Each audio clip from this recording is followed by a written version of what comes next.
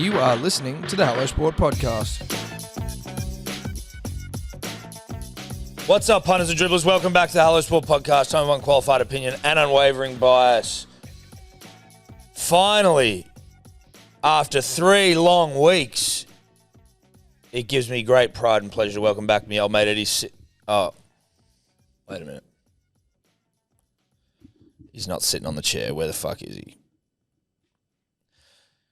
I mean, I was going to say, I'm used to seeing Seb there. Obviously, he's dutifully filled in for the final 3 weeks. Edward's still not here, though, for some reason. I know he's in Australia because he landed yesterday. He told me.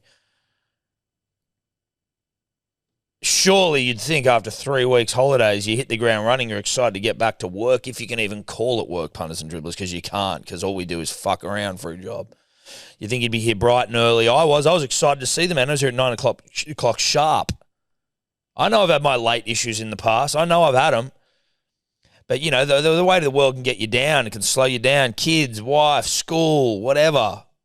You'd think after fucking 3 weeks sunning your cock in Europe, flying first class, I believe, shout out to Qantas Points, that you'd be back and you'd be on deck ready to rip in, especially when Seb put in such a good performance. You'd want to come back and reassert yourself, wouldn't you?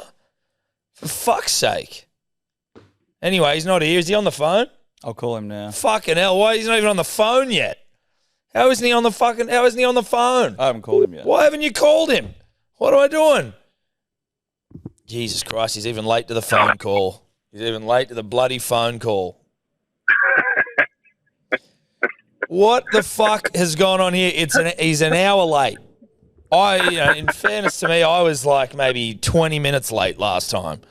This piece of shit, after being in Europe for 3 weeks, is an hour late. 57 minutes, but who's counting? Well, fucking, I'm counting. I'm counting, and I imagine that by the time you get here, it'll be an hour and 15, you fuck. Where are you? Listen, Tom, I'm in the car, and first of all, apologies to the Pipe Dreams. The Pipe Dreams media team, fuck off, mate, for my tardiness. I know it's not a good look. I get it. 3 weeks off sunning my my Australian penis in the European sun, and it's just not the tone that I want to be setting. I certainly won't be coming in off 3 weeks of sunning my, probably below average sized Australian penis in the European sun. I certainly won't be coming in after doing that, Tom, making excuses. But there are important circumstances that I think, at the very least, the punter and the dribbler are owed. Okay, so this sounds like a nice politician's approach to excuses, but all right. At the very least, it's not an excuse, though. Well, it's not an excuse. I won't come in. I won't come in approaching 58 minutes late here, Tom. Having again sunned my below average Australian penis in the European sun for 3 weeks. I won't come in making excuses. I won't do it. Right. Okay. But I will provide the punter and the dribbler, just an outline. Okay. Right. Yep. Of what's happened, in the last 12 hours. So essentially,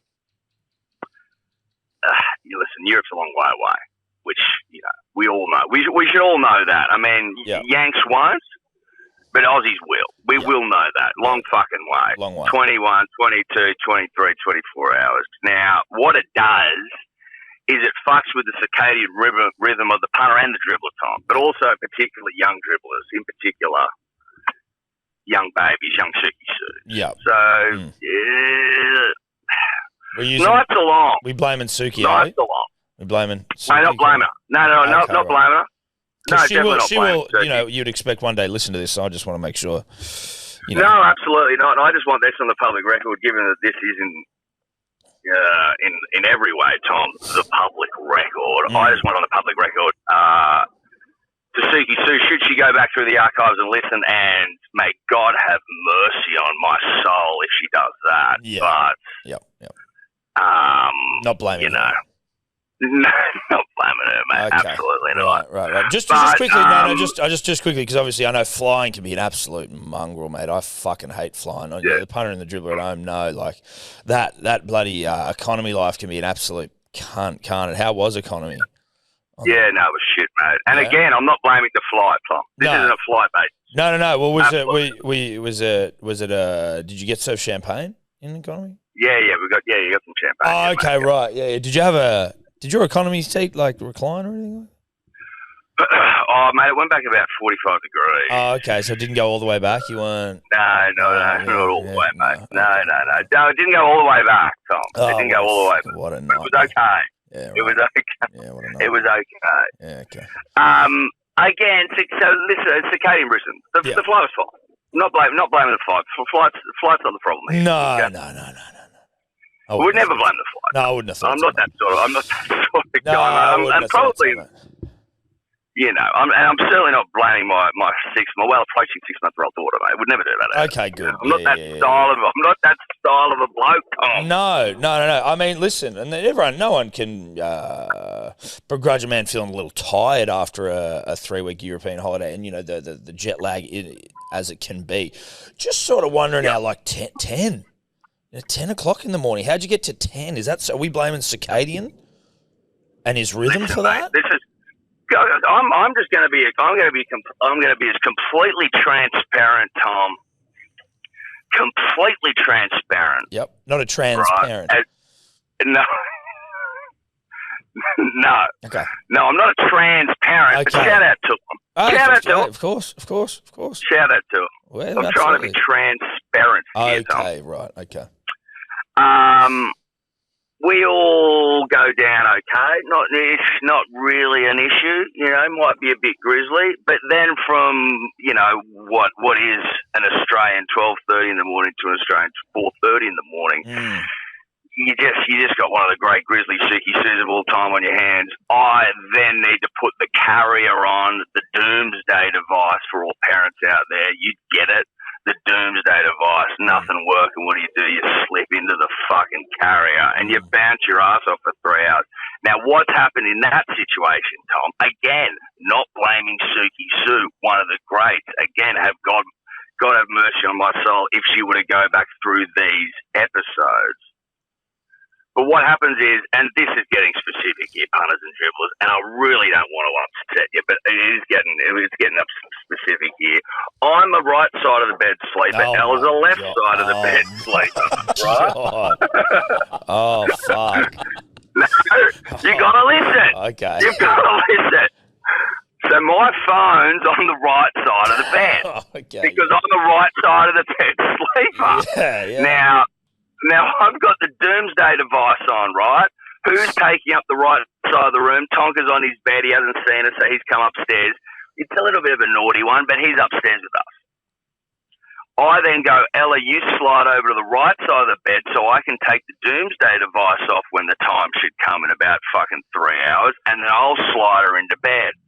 Now, what happened is then is she fucking turns my alarm off, doesn't say diddly squat to a young Edward Simpson, first day on the job after 3 weeks of sunning his below average sized penis in the hot European sun. Then I get up of my own volition, Tom. Oh, so you just wake 12 up. At 12 past 10 going, fuck! Wake the whole family, call you in, one of the great flusters of all time. So now I'm hearing you've blamed Suki Sue, obviously. Well, and you've blamed Ella Dumbrell Simpson. No, I would never do that. But I would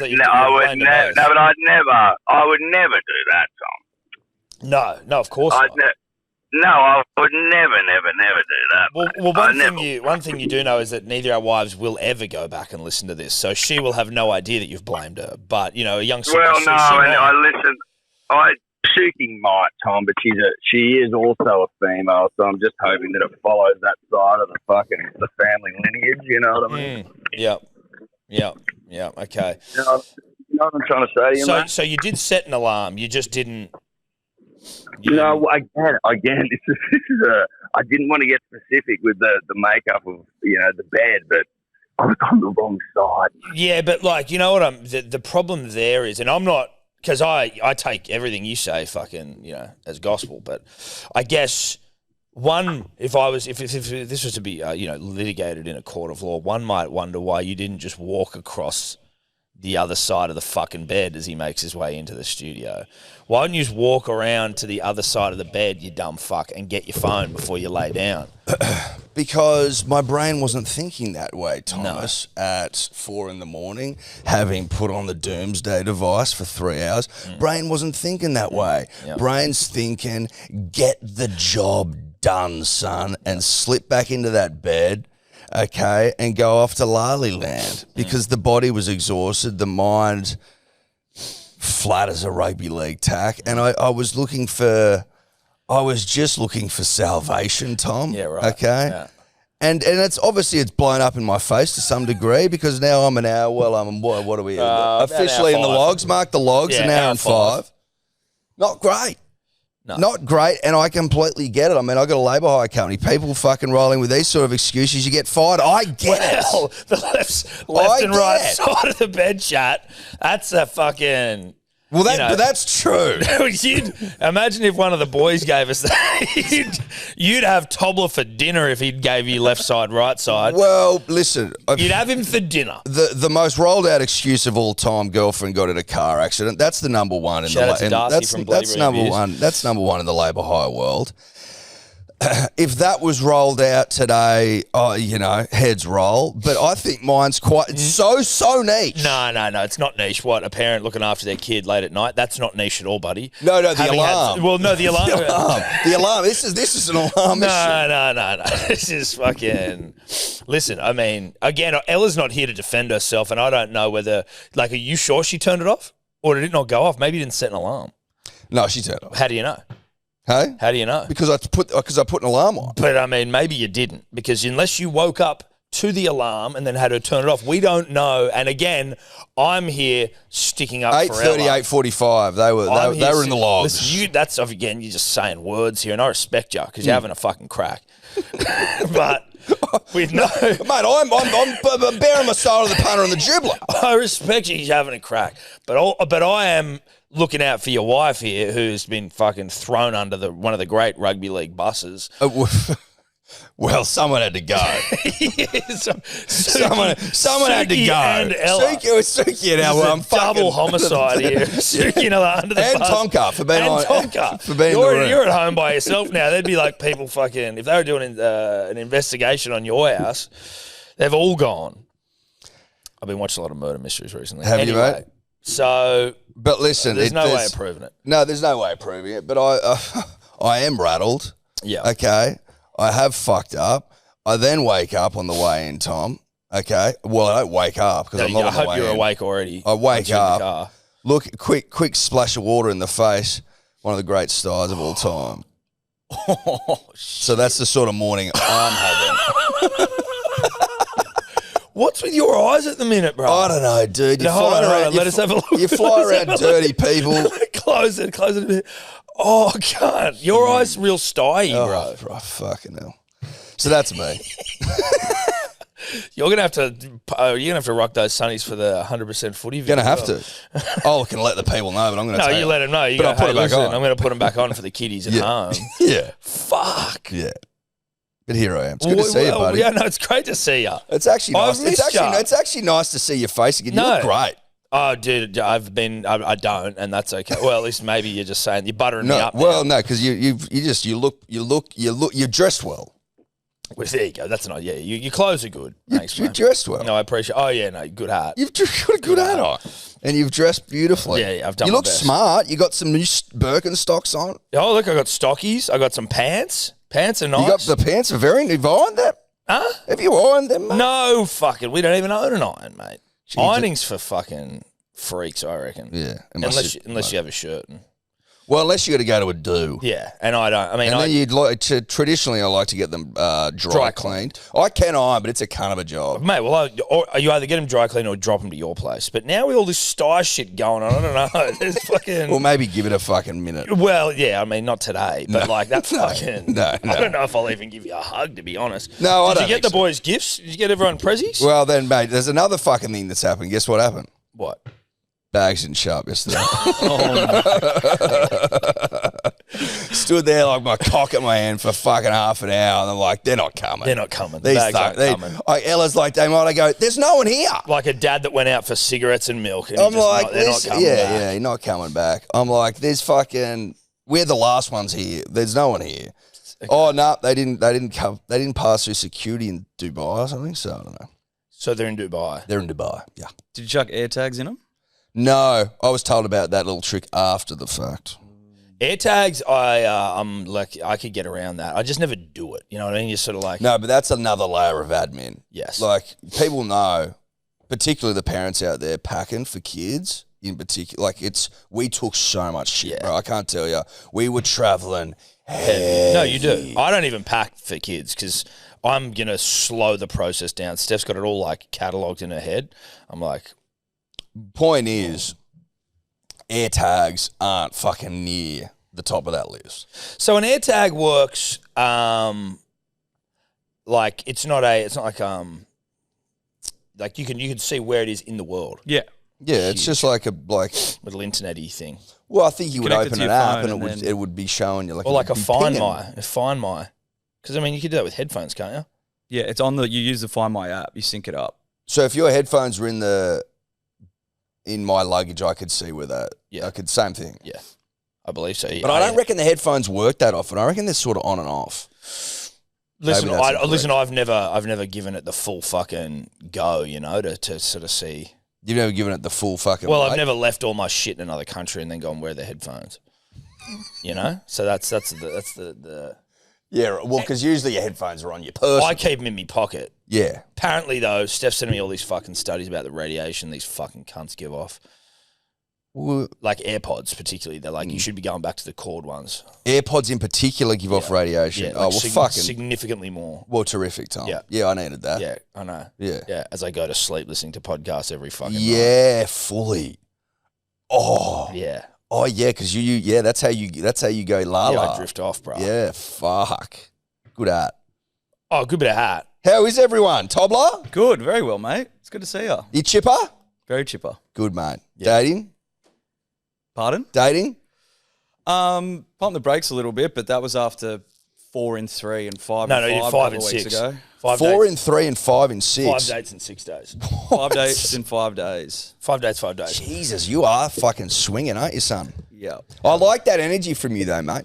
Yeah. You know, like Maintaining the rage. He went to a you're looking for love. He and went I to like a that. party that was like 6 girls invite 6 guys from Hinge. Like that's like how a porno starts. Is that how a porno starts? Well,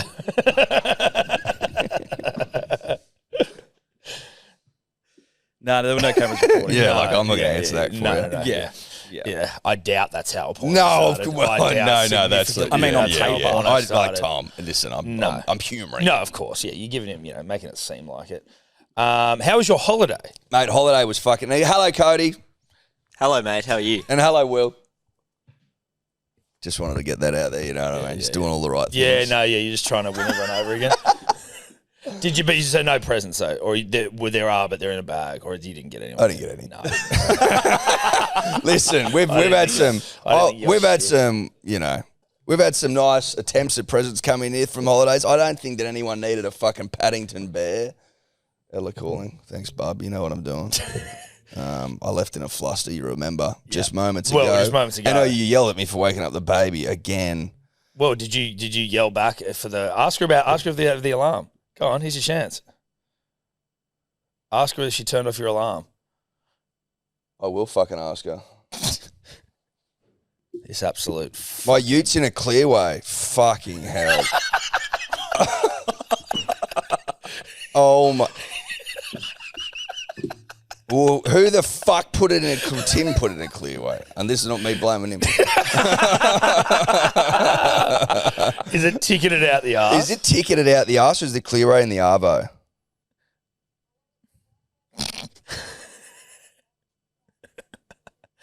Oh, that's the arvo. The keys are, I haven't got the keys. The keys are still in the house. So it'd be unbelievable if someone could move that out of the clear way. Elle, did you turn my alarm off this morning?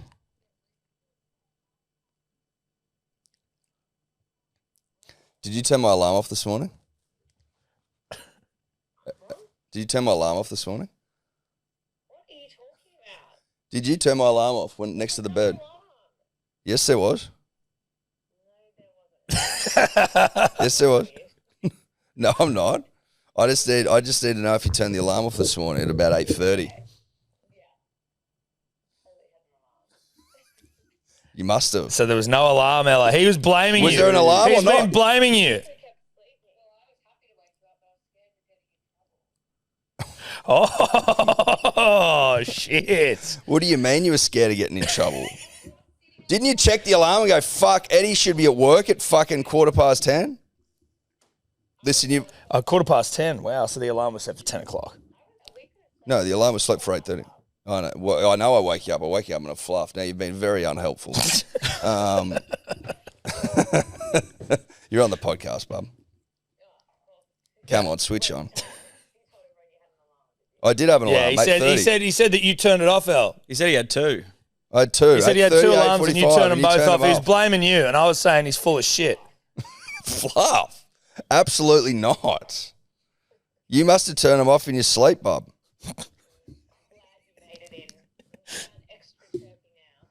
Well, it's all theatre, bub. I'm hurting big time.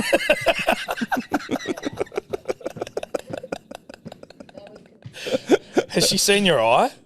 Yeah, well, it was fucking shut. It's worse today, bub, my eye. It's fucking I'm disgusting. going to do something for Channel 9 today, so that's great. He always gets tired. This is your second one in like. Second one in since January, I know. Yeah, it's maybe fucked. I wonder what's causing it, mate. The bad case, the 34s. Maybe it's stress. Might be stressed. Anyway, send my love to Suki. Apologise to her for waking her up, you know. Sorry, little Susie. How is Booby? Is she all right? He's having a feed now. Oh, Okay. Booby. All right. See you, Binksy. Bye. Binksy's new. That's Suki, Binksy. Oh, Binksy. Because Ella calls her Yaya, and I'm like, You that sounds a cunts lot are like fucking- Jar Jar Binks. Also, Jar I Jar thought Binks? you were going to say Toure. A bit more Yaya Toure about that for me. And I'm not even a big... I don't know. Binks just came to my head. Yaya Binks. Jar Jar Binks. Hey, listen, yeah. you do what you want to do. The kid's going to be drowning in nicknames. Yeah, well, there's a new one every day, mate, basically. Yeah. Trip was fucking good, buddy. Trip was great. Hot in Spain. Fuck, it was hot. Well, it is usually it is in summer. No, but like against where else we went, like it wasn't as hot as France or as hot in England. Right. That was great, mate. Just unbelievable. Just fucking pool time. You know what I mean? Flopping, cocktails, little treaties, that sort of thing. Little treaties, like little snacks, little chocolates and stuff. You know, fruit, yeah. maybe a chicken club, whatever I was in the mood for, whatever you want. Have you got any fucking gelato in there, son? Like that sort of shit. Tiramisu. You see the bowl of tiramisu? I fucking mate. They didn't tell me it was a bowl. I was like, that's a little expensive, but fuck, I'm in a mood for some tiramisu. Yeah, comes out. You knocked it. I had a crack. I didn't knock it. It would have killed me. No. Because Ella didn't help. She's like, I don't really want any. No, it like, seemed we like got a bowl of tiramisu. It's a fuckload of tiramisu. That it was too much. An obnoxious. It was serving. too much masu. Yeah, okay, really nice family time with the sister. She came and Look at joined that us. fucking Look thing. at that. Tobler with the quick. Are you already on his Instagram, Tobler? Yeah, I was. Pre-Dior. You've got quicker, buddy. I've been grinding. That's very quick. Look at that. That's enormous. That's a bowl of masu, punters and dribblers, right there. It looks really good. Tiramisu is the greatest dessert ever created by man, and I don't want that disputed. And if you think there's a challenger to tiramisu, let me hear it. Yeah, I'd need to fucking maybe a sticky date, maybe.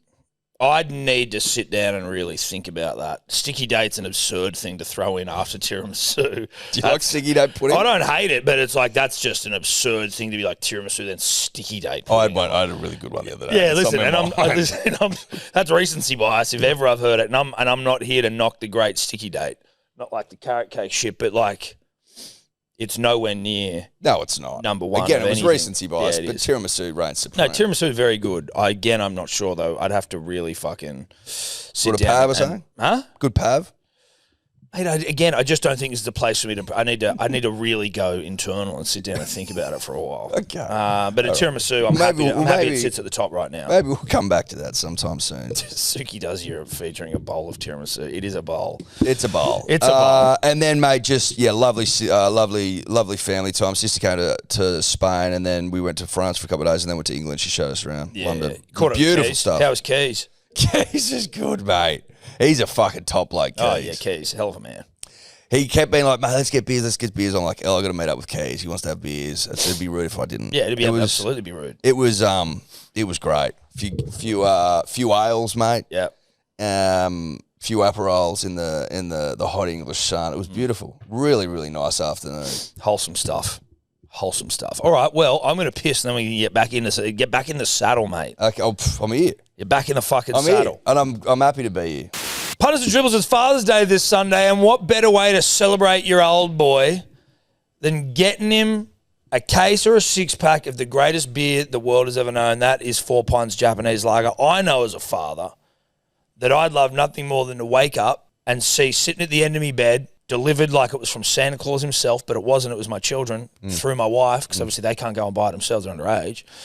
Is a dirty big box of 4 Pints Japanese Lager. Get men what they want.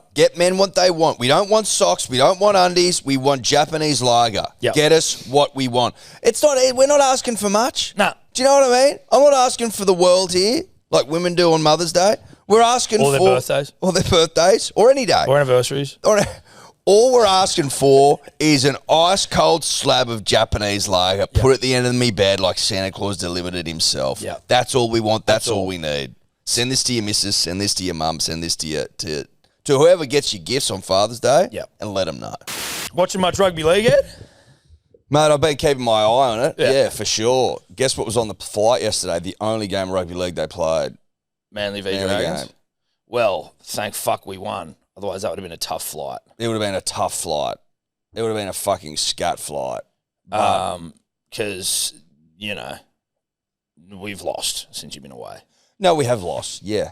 Yeah, was it the Tigers? Was that a... that was the worst of them. Yeah, that was the worst of them, Ed. That was the worst of them. Mate, still mathematically possible? Nah, it's not. We're done. We're done. I'm happy to, as in, yeah, sure, but I'm not. Well, you don't hold on to belief. I'm just not. Of an 80-point turnaround. Nah, I'm not. I'm not going to do it. I'm not going to waste everyone's time with it. We need to win by. Well, we got to win by 60 on the weekend. You need to win by 40, and I think you... No, because we needed to win by 40 last weekend. No, then the Roosters have to lose by 40. 80 we need an 80-point swing. So if they lost by 20, we'd need to win by 60. But on the weekend, they said Manly needs to win by 40 against the Dragons and then win by 40 against the fucking the Warriors, and then the Roosters need to lose by a certain amount. Right now, the points differential is 82 points, I think. 80 or 82. So the Roosters would have to lose and we win by 80. So if they lose by a point, we have to win by 79. Yeah, right. So last week 40, this week 40. So now it's 80. Yeah. Huge. Yeah. So, not going to happen. No, not going to happen because that would be a record for NRL. And that's fine. I'm going to make my peace with it. The thing that was good was, and this is going to sound, Tommy Turbo's back. Yeah, he is.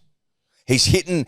he's back when he's tucking the ball under the arm, attacking the line himself in that attacking 10-meter zone. And I don't even want to talk about the game as much because fuck the game. But he was pinning. He's pinning he's again. Back. Yeah. And it's just good to know that everyone's like, oh, fucking, he's lost it, he's done, he's injured. It's like, no. It's still within him. He just is, he's injured. And yeah, I know that's been a pervasive issue, long-termer. Yeah. But he's back. Now, we play because one more. He's been gone. He's been gone. He's returned home, unlike your bags. So, I don't know if I've seen him play like this for a couple of years. End of last year for Australia, he was doing it. Yes, he was. He was doing it. Yes, he was. And just before he fucked both shoulders at the end of last year, he was doing it. He hasn't done it at all this year at any point. So it's only taken him 25 rounds or whatever, but that's fine. It's okay. That's okay. That is what it is. But just bodes good well to see for him back. 2026. Bodes well for 2026, mate. Especially when you get that minor premiership winner. You get that Fogs. They get that. I mean, I can't. I'll say it again, punters and dribblers. You want to talk about just luck falling into your lap. Pulling after- something right out of your bum hole. right out of your, like deep within your bum. Yeah. You're pulling out the 10th that snapped off. No, well, it's a self-fisting of some note. And I don't know if, like, anyone's even fisted himself before, but if they haven't, Manly the first team to do it, and to drag out a Jamal Fogarty when you're losing daily, when there's a dearth of halves on the market. Well, I think probably the great dearths of our time. They're Tom. just, it's such a dearth. The dude. record books will show that this period is the greatest dearth of halves the game's ever known. And for us to drop the DCE bag so brutally, so violently, and then to, as a club, put our entire fist into our asshole, okay? Not in the search of a half, but in the search of some Machiavellian fucking punishment. And to pull out a Jamal Fogarty, Yep. halfback of the year, minor premiership winner, potential premiership winner, Gods be good. Gods be good, dude. The game needs it. Like, that is the biggest stroke of luck I think I've ever seen in the game of rugby Yeah. league. And it's also not even fumbling the DCE bag because he's 37. Correct. And whilst it was hurtful to see the way it's gone and the way it was handled and that it's fucked an entire season that we've pretended it hasn't the whole time, I'm like, okay, let's not go and like, and also Joey Walsh, Eddy. Joey Walsh doing some shit in New South Wales Cup. He's ripping and a tearing. And I wouldn't be surprised, nor would I be against it, to see Joey Walsh put a bit of pressure on one Luke Brooks in 2026. I'm here for it.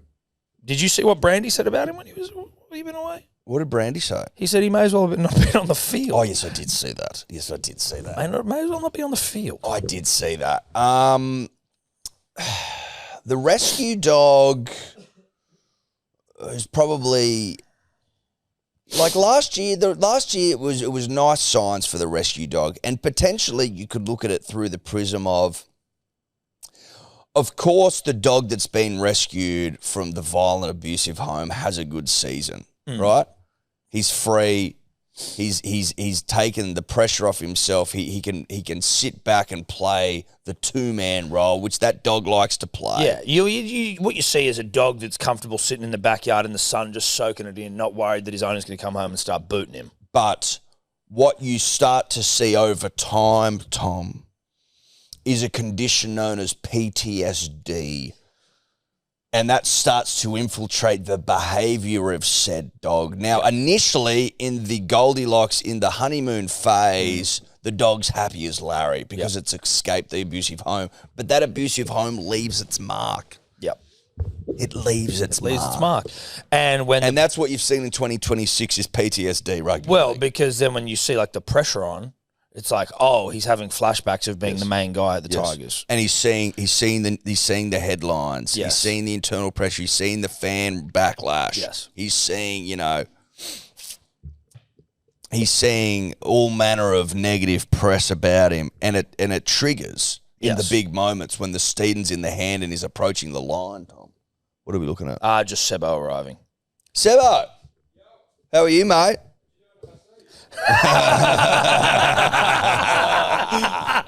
A lot of love for you while I was What away, are brother. you doing in my seat? Sebo says to him. What's up, baby? How are you? I'd go wash your hands, Sebo. Look at his eye. Go wash it, dude. You don't need that before You you, don't go need that. overseas. I thought you were going overseas. Sorry, everyone. You'll hear Sebo off mic. He says hello. He sends his regards. Now, listen, I don't want to go back to shitting on Luke Brooks, but it was just merely that Joey Walsh ripping and tearing. We've got to fight. We weren't shitting on him. We were just merely talking about the condition, weren't we? It was a condition thing. That's a condition thing. Now, PTSD. I want to, we can get to the results and shit. There's some that have got a bit, about them, but I also just want to talk about some rugby league news before that. Yeah, okay. I want to get your thoughts on some rugby league news. Yeah. Now, Toby Rudolf.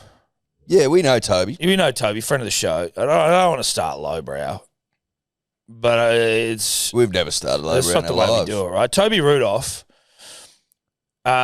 he's admitted that he's lost control of his bowel twice during games this season due to bad reaction from antibiotics.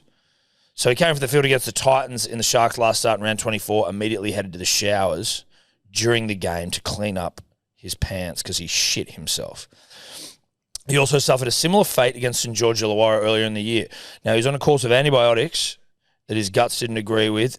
It happened both times during kickoff when he's defending, so he's like bracing for impact. Now, against the Titans, Eddie, it happened in the 10th minute of the game for his opening 25-minute stint. So he was out there for 15 minutes with shit in his pants, getting tackled and making tackles. Well, presumably. Well, Tom. you'd hope so. Presumably. I'm just like, at what point does shitting yourself become a habit and not an accident? Like, if you shit yourself once, it's like, yeah, right. But if you shit yourself once, shame on you. Shit yourself twice, shame on me. Well, I think you know, if you've become a multiple shitter, Tom, then you've failed to prepare appropriately. I would have thought, like, if you've taken every possible step to the cleaning out of the bumhole, right? Yeah, you need to do some. You're not going to shit yourself. Okay, is he starting the game? I assume, or is he off the pine? I'm not sure. Against Like the Titans, he started. He started. Okay, so he shit himself 10 minutes into the game. You don't need to shit 10 minutes later if you've shit before you've come onto the field. And maybe if it's giving you an upset tummy, but maybe just don't eat as much. Give yourself a little colonic. I don't know, but it seems like it's a bit habit. It's a habit at this point. To play 15 minutes of rugby league football at the highest level, by the way, punters and dribblers, Yeah. with shit running down your leg, the game doesn't need that. The game doesn't need that. The game doesn't need that. I would like for someone out there to go through that 25-minute stint, everything from 10 minutes on, and just Look for evidence. Well, I want to know who You wanna- tackled the poo pants guy. I want to know who's had their head next to Rudolph's poo. Yeah, and how's he going about his tackling? Does he look? Can we notice anything? Can you see a man that's playing within himself? Yeah. Because he shit himself, or is this a man that doesn't care? Or he doesn't care, you know, because that also shows a level of mental fortitude that I wouldn't have. Yeah. If I was playing first grade rugby league at the highest level, and I had a shit in my pants / running down my leg, you'd notice. Well, because it's presumably not just from the visual at the back, but how I'd be playing the game. no one shits himself and it's a sturdy log. You know what I mean? It doesn't just come out and sit there. No. Oh, whoops! I've accidentally. No. But I've accidentally pinched out a loaf of just sourdough bread here. It's like, no, this thing's going to be runny and soft and wet. But Tom, shame on you if you've snapped off a log. Yeah. because you've worked it out. They don't just come. No, They've got to be coaxed out. They don't just come. And I certainly hope, and I'm not assuming for a moment he has, but I certainly hope he hasn't trusted a fart out there on a bad course of antibiotics. No, it sounds like he's braced for some heavy contact against the Titans. So what, a Mo Fodawaker or a Regan Campbell-Gillard? But you can. Not if you're a bit testy. I've shipped myself. Like I'm here to. If I go and But can't you brace and clench? It depends, because if Can't you go the old tried and tested brace and clench? yeah, well, listen, no, there's a brace and clench method, of course. Of course it is. But if you're Tell me I'm crazy. No, but the brace and clench only really works when you are of sound body. You know what I mean? Yeah. Whereas when you've got control of when your you've got faculties. control, if you don't have control to the point where you're going to just shit yourself on a rugby league field, first grade, then the brace and clench, you're better off just... It's null and void. Well, it's null and void. You're better off just hope. It's hope and clench. Yeah, hope and clench. It's a hope. Well, it's clench brace and and hope. hope. It's Yeah, brace and hope. brace, clench, and hope. Yeah, hope's important. Yeah, hope's very important. But 15 minutes with poo in your pants? I get it's a competitive sport. I get you got to do it for your team. But I'd forgive you for going off. No, but I'd have the hand up. I'll shit myself. Like, this is now a biohazard. Yeah. Also, Surely there'd be something in the rugby league Bylaws? rule book, the bylaws around, playing with poo in your pants. what do we got here? Don't get me wrong. I'm not working around. I'm not walking around here thinking my shit doesn't There's no stink. volume here. Oh, I was just more so the quote. Oh, okay. Unless you want to listen Nah, to it's all right. I actually had to go into the sheds after my first stint. How do I put this politely? I shit my pants during the game. Yeah, right. Don't get me wrong. I'm not walking around thinking my shit doesn't stink.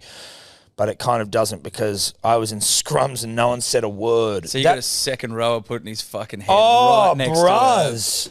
to That's soiled set of listen, undies. and again, love Toby Rudolf. That's fucking disgusting.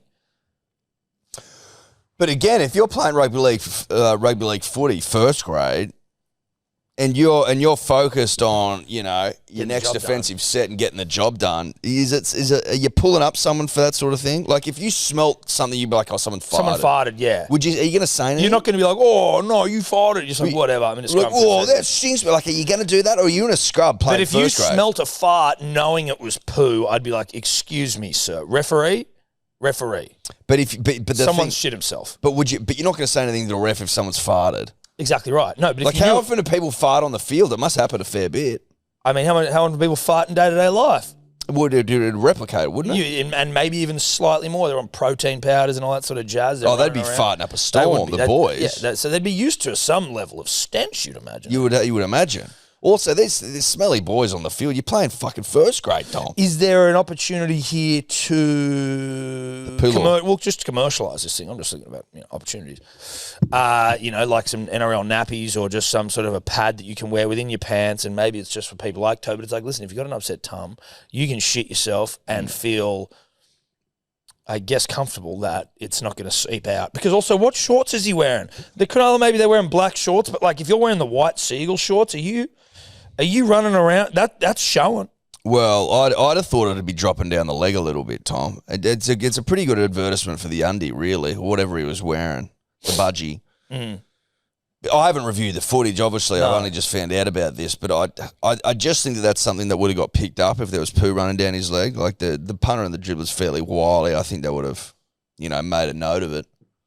You'd be off him as a teammate, being like, bro, I was in the scrum with you. Yes, Yeah. yeah. Like you're a Get front off, rower dude. and I'm packing him behind you. It's not good. No, it's awful. No, it's awful. Is there room here, Tom? For Tell you what, there'd be a few players on the side with eyes like yours, mate. If there was, Well, they all would have had eyes like mine, mate. it would have been tough going. Is there any room for the NRL to introduce just like a quick poo change? Like you can. It's just a free interchange. Okay, it's a free interchange. You shoot yourself. Now, But you got to prove it. well, no, you can prove, but will we also then see the? That's when I think you might start seeing loaves because they're going to be like, well, fuck, we need an interchange. Boys are blowing out here. Send down to the trainer. We need someone to shit himself. It's like, anyone got the runs? No. Okay, well then just push one out. Well, I mean, history says that any rule change, you give these teams an inch, they'll take a mile. But you think the blokes Wiley coaches will. You think the blokes are going to start snapping off loads? Well, Loaves? I mean, yeah, of course. Well, I mean, to play first grade. But to play, it's about getting the upper hand on your opposition. And if you can get a free interchange when the boys are blowing by just squeezing one out. Yeah. Well, I mean, and now you're getting into a world of, stats you didn't even think would be necessary. Never. No, when you're picking a side, when you're picking your 13, Ivan Cleary, he's a wide coach looking down, being like, well, who can snap a quick loaf off? Yes, exactly. Because I may need a quick interchange here. Well, what you A free one. It's a pod. It's poo on demand. Yes. And that's obviously a pod player is quite a big thing in the super coach. Shout out to SwiftX. We'll get to that in a little bit, punters and dribblers. But that means in the point of real difference. world, That means point of no, difference. exactly. That's point of difference, not poo on demand. Well, did different things. Same abbreviation. A poo on demand player is a point of difference. Yes, he given how quickly can you snap one off? In the heat of battle. In the heat of battle, backs against the wall, and maybe your team's down, and maybe you don't have much to give, but you got to find players. Toby seems like his are too wet, and I just don't. Yeah, okay. But he gets the job done. That's true. And he's got a pretty good excuse up the sleeve. He's fallen foul of a system that's not set up for his talents, Tom. Yeah, because he's done it twice now. He's done it twice. I think he's almost in some ways pushing for it. And listen, we know rugby league historically has been prepared to make the changes necessary for the good of the game. And that's one of the great strengths of the game. Unlike rugby union, for example, Tom, Or bound by the laws of the game, the international laws, unwilling to change. Yeah. The NRL has always been really, as a game, quite fluid. yes. So I wouldn't be shocked to see a poo law come in or a poo rule. Something needs to happen. I don't think you can ignore this. No. I don't think the game can ignore this and just carry on with its eyes closed because No. blokes are out there shitting themselves. Or it's and this nose is pegged. going to, I mean, we're a round away from everyone looking like me. Yeah, and like no one needs that.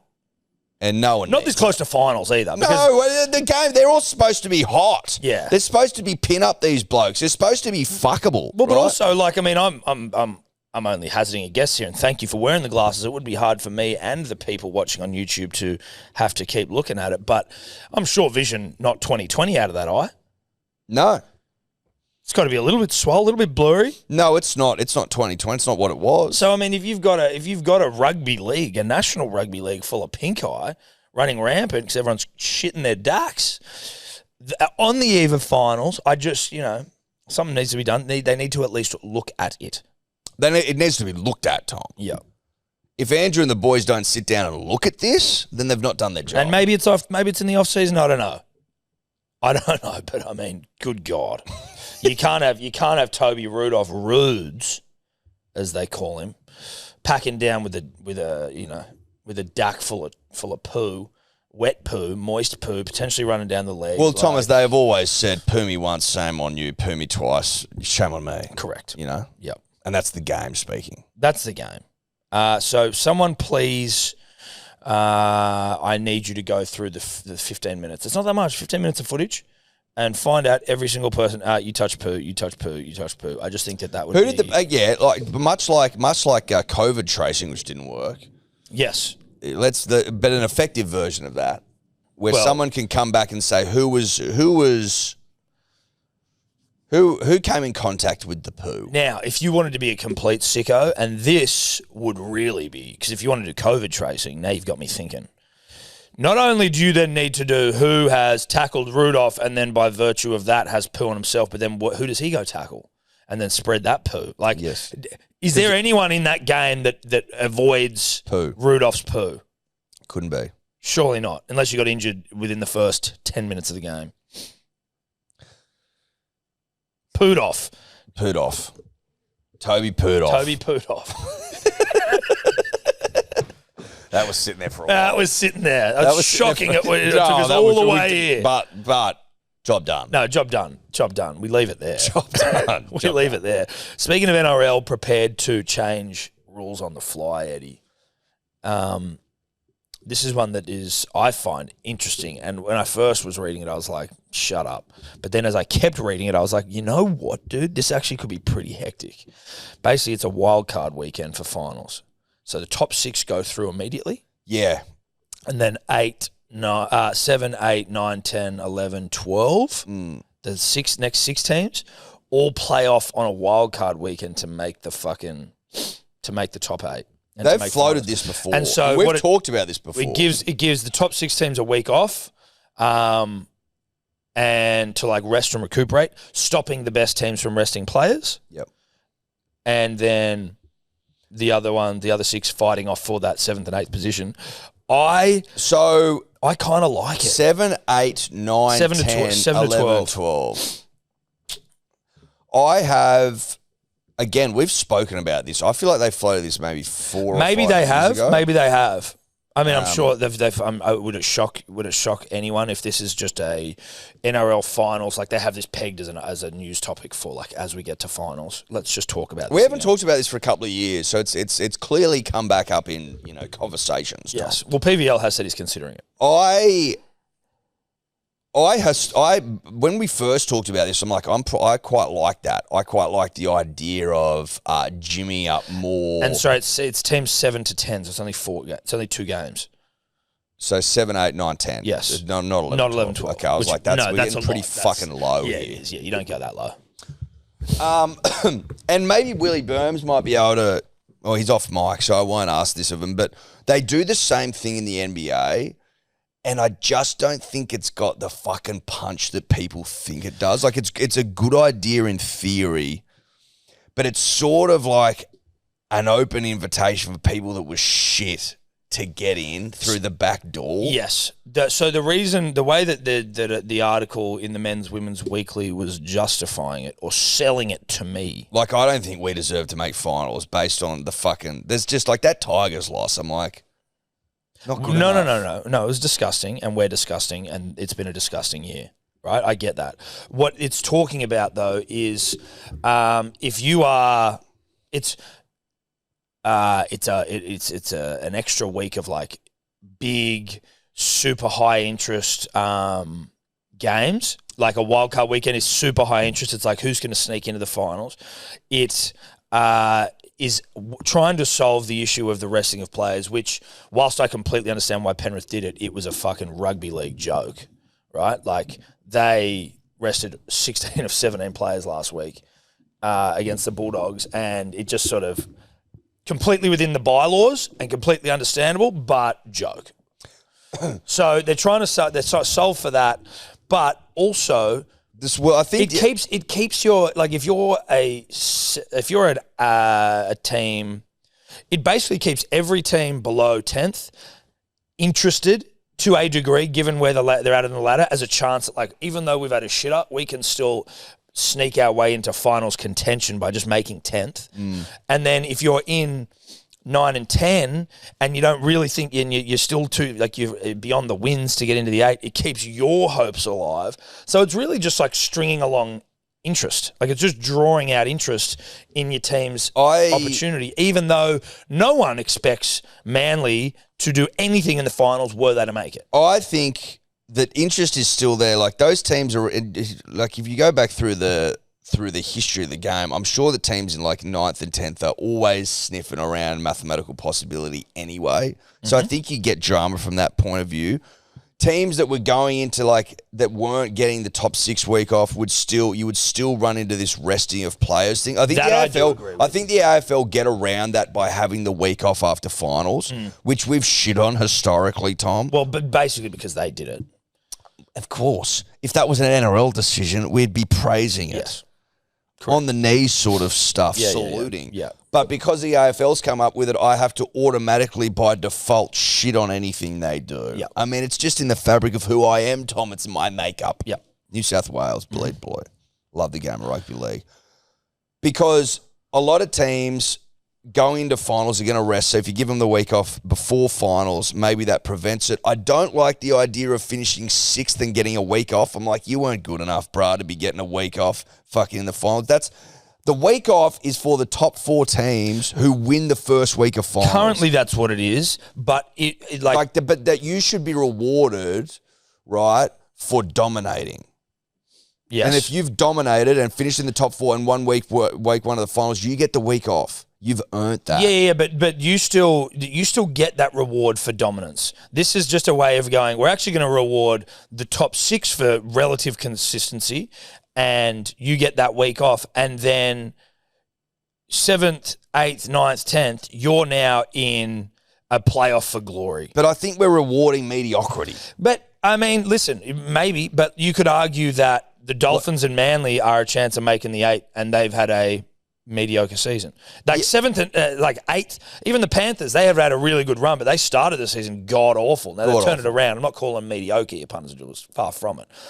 I'm just. Do you think this is at its crux? This idea would be more about jimming up coin than anything, or do you think that people would care, or do you think it comes across as like this is just like a smelly fucking revenue-raising playoff, I don't know. Like it does in the NBA. Well, I reckon the NBA have a lot of teams. Flat as fuck. The NBA have a fuckload of teams. I'm just more like, if you think about right now, so 9th and 10th are both on 28. So one round to go, there's no one else who can get in. In terms of like, yes, the top 4, the top 8 playoff would be with Manly and Manly and the Dolphins. Yeah. The next, it's Eels, Rabbitohs, Tigers, Eels, Rabbitohs. Now, it feels absurd to think that Tigers, Eels, or Rabbitohs deserve a shot at the finals. But that doesn't, to me, they shouldn't win. So it's like, give them a chance. They shouldn't win. If the team's good enough, it goes on. But it does add another layer of interest.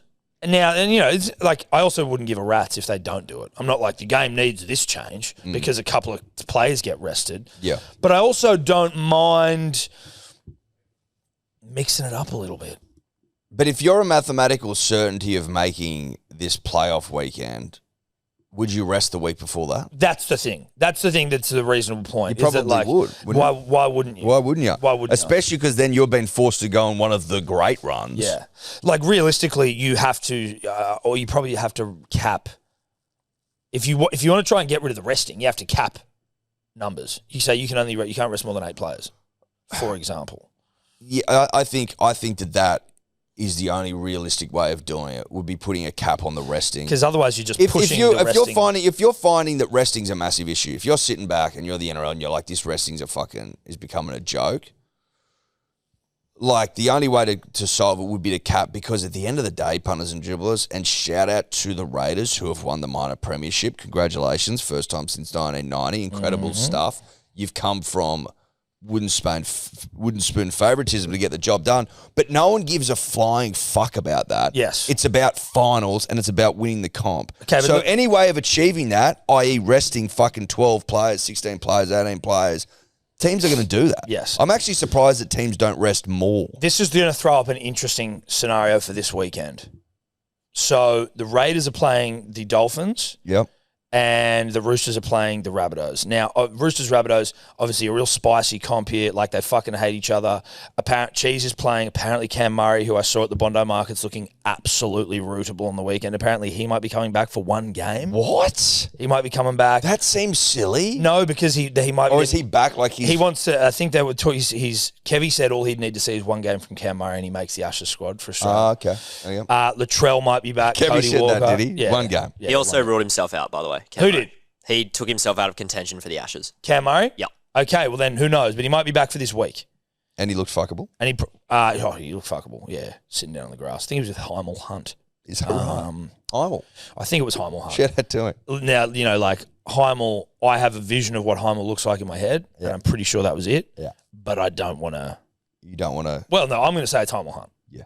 Okay. And Cam Murray. But you're not 100%. Sitting down on the grass. But I'm not 100%. Where are you on the Heimel scale? You're 90% Heimel? Yes. Yeah, I'm 90% Heimel. Okay. So Raiders, Fish, Roosters, Rabbitohs. If the Rabbitohs beat the Roosters, which is possible, the Rabbitohs have been playing. They're playing Well, I know they're playing. Yeah, they're playing well. okay. Well, the Roosters up and down. yeah, smiles and Like, frowns. yeah, smiles and frowns. They just beat the Storm without Sam Walker, but the Storm are resting some players. Big second half. Big second half. But the Raiders are apparently going to rest players against the Dolphins. So the Dolphins have to win. The points differential is like 16 points. So if the Dolphins win against the Raiders... So, what is the points difference between them? So the Roosters are on... 102. It's 102 and 87. So it's 15. 15 points. So if the Roosters did lose, the Dolphins look... The Dolphins against against a Raiders team who rests, that does, to me, there is an element there that fucks with the competition. But yeah, I agree with that. But if you're the Raiders, you have got to be fucking mad as a cut snake not to rest. I'm not saying, Mad. of course the Raiders do. I'm not saying, but the problem is, and I have no way of fixing it. But and maybe it only rears its ugly head, and ugly it is, Edward, in certain moments like this. Like this. But if I was a Roosters fan, or if I was a Manly fan, which I am, and Manly was in, and the team that was up our bumhole was playing the Penrith Panthers, who rest 16 players because they're already in the finals, I'd be like, this is some grade A bullshit. Yes, I completely agree. I think that capping the amount of players you can rest would be more effective than this jimmied up wild card extra system. Weekend wild the card super soaker, which then makes the season longer, as if we needed that. But Like, it's also still in the Roosters' court. right? Yeah, They're Roosters- still like Roosters, yeah. at the end of the day, if they lose and they go, oh, the Raiders rested, it's like, lad, you could have just won and you would have been in the finals. No, you're up. That's a fair point as well, Cody. Is that the Roosters are still the masters of their own destiny. Yes, but it is also still a little bit like, but the job is made significantly easier for the Fish if the Raiders are to rest heavy. And congratulations to the minor premiers. Ricky's saying it could be up to 6, but it could be around 3 or 4, is what he was saying yesterday on the radio. And the Panthers rested how many? 16. 16. Every single player from the previous week, bar Schneider, who was on the bench and didn't play any minutes.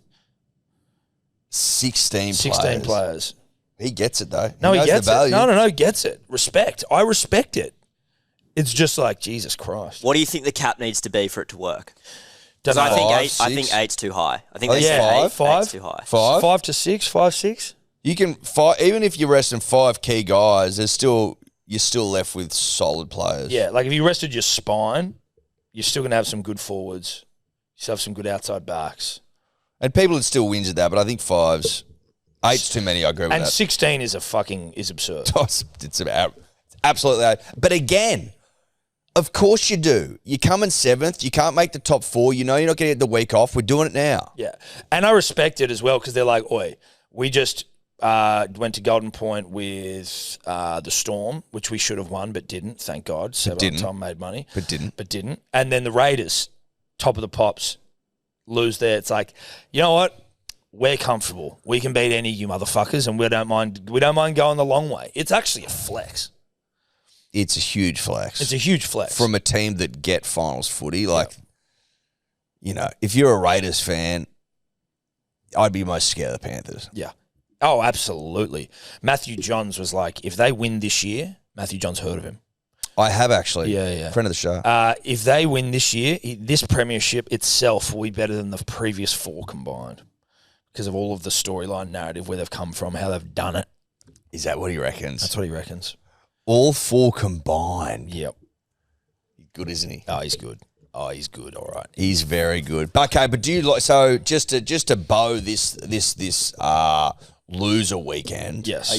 Where do you like spiritually? I think I'm old school. I'm a top 8 guy. I don't mind. I just think that there's enough in it where I'm like, it wouldn't really change that much, but it could be, it wouldn't change much of the outcome, but it would potentially provide a bit more content shit. And I mean, like, I don't mean content in the way of like, oh, there's something for us to fucking do content with, but I just mean like the way the AFL have the draft, the draft or the trade period. Yep. Is something where I'm like, God, I'd love to have a fucking trade period, dude, because it just allows you to just get dribbly and granular and nerdy, even for even longer. For you know what I mean? But like it's different.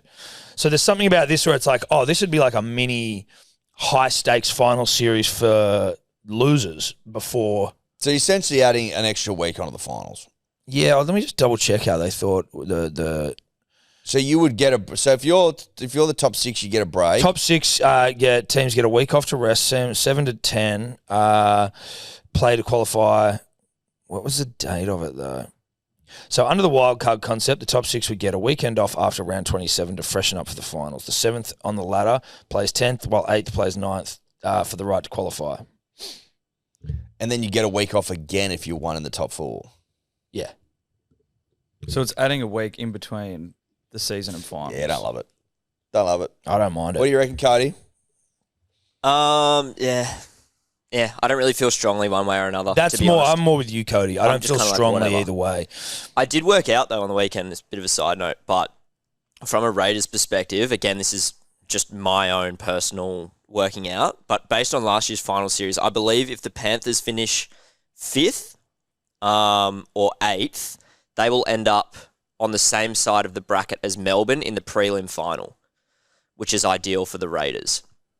So, but if they finish 7th, 6th or 7th, They're then gonna they be on will the Raiders play. side. They'll play they'll play the Raiders, assuming that the Raiders win all In the their first games. week. Yeah. Well, they're not gonna. Who are they playing this week? So that's assuming the Raiders and the Storm both win week one. week have a 1 of week the off. finals. Yeah. Yeah. And then Panthers will go to the Storm side of the bracket, which is ideal for the Raiders. Obviously, I'm riding the Raiders home here is why. Oh yeah, we all are. I think we all are, aren't we? I think so. Anyway, look, I think that's interesting. I've got a we again. Okay. Drinking a lot of water at the moment. Are you hydrating? Yeah, I'm in my hydration era. Where are you? Are you been a good boy? Well, I hadn't been. Seb's Bucks killed me. Punters and Dribbles, we are brought to you by Neds. You know them, and you love them as much as we do. Footy finals, it's heating up. And rugby league season. Or it's heating up. Well, it's heating up, but also rugby league season, Eddie, the opportunity to whack on dirty big same game multis, anytime try scorers, first try scorers, overs, unders, it's coming to a close. And you will miss it when it's gone. You will miss it. You will miss it when it's gone. You will wake up on a Thursday morning in 4 weeks' time, 5 weeks' time and go, oh no, I can't put me same gamers on. So get in while the getting's good. That's right. And if you're going to punt with anyone, it'd sure as shit better be Neds. Yep. They're better than everyone else. And also you have the ability through the profiles to follow Tom and I. Yep. You probably don't follow Tom. Well, you would, but you don't follow his bets. Go have a look, lad. Go have a look. But you should be following me. Go have a look, lad. Know that, lad. Shout out to Neds. Chances are you're about to lose. For free and confidential support, call the number on the screen or visit the website. Oh, while we're on... while we're not talking rugby league right now, even though we're about to get back into it, Steph's mum told me this yarn the other day. At her apartment complex, she was going into the sauna. There were two blokes in there when she got in. She gets in, she's like, hey, how you doing? G'day. They were like around sort of like 35-ish. Anyway, they're like having a chat about to each other about like parenting. You're like, oh fuck, mate, I got a new kid. Oh, mine's on the way, whatever. But like I've been listening to this podcast of like talking about something about with their kids, like thank fuck, like here, their side of things. She's like, oh, my son-in-law have podcast, da, da, da, da. And she's like, not broken English, but heavy Croatian accent. Yeah. They're like, oh yeah. And then the guy's like, wait, where are you from? So Croatia. And he's like, are you Tom's mother-in-law? And she's like, yes. And they're like, are you fucking kidding me? They're like, yeah, he talks about you all the time. But like, what are the odds? What are the odds?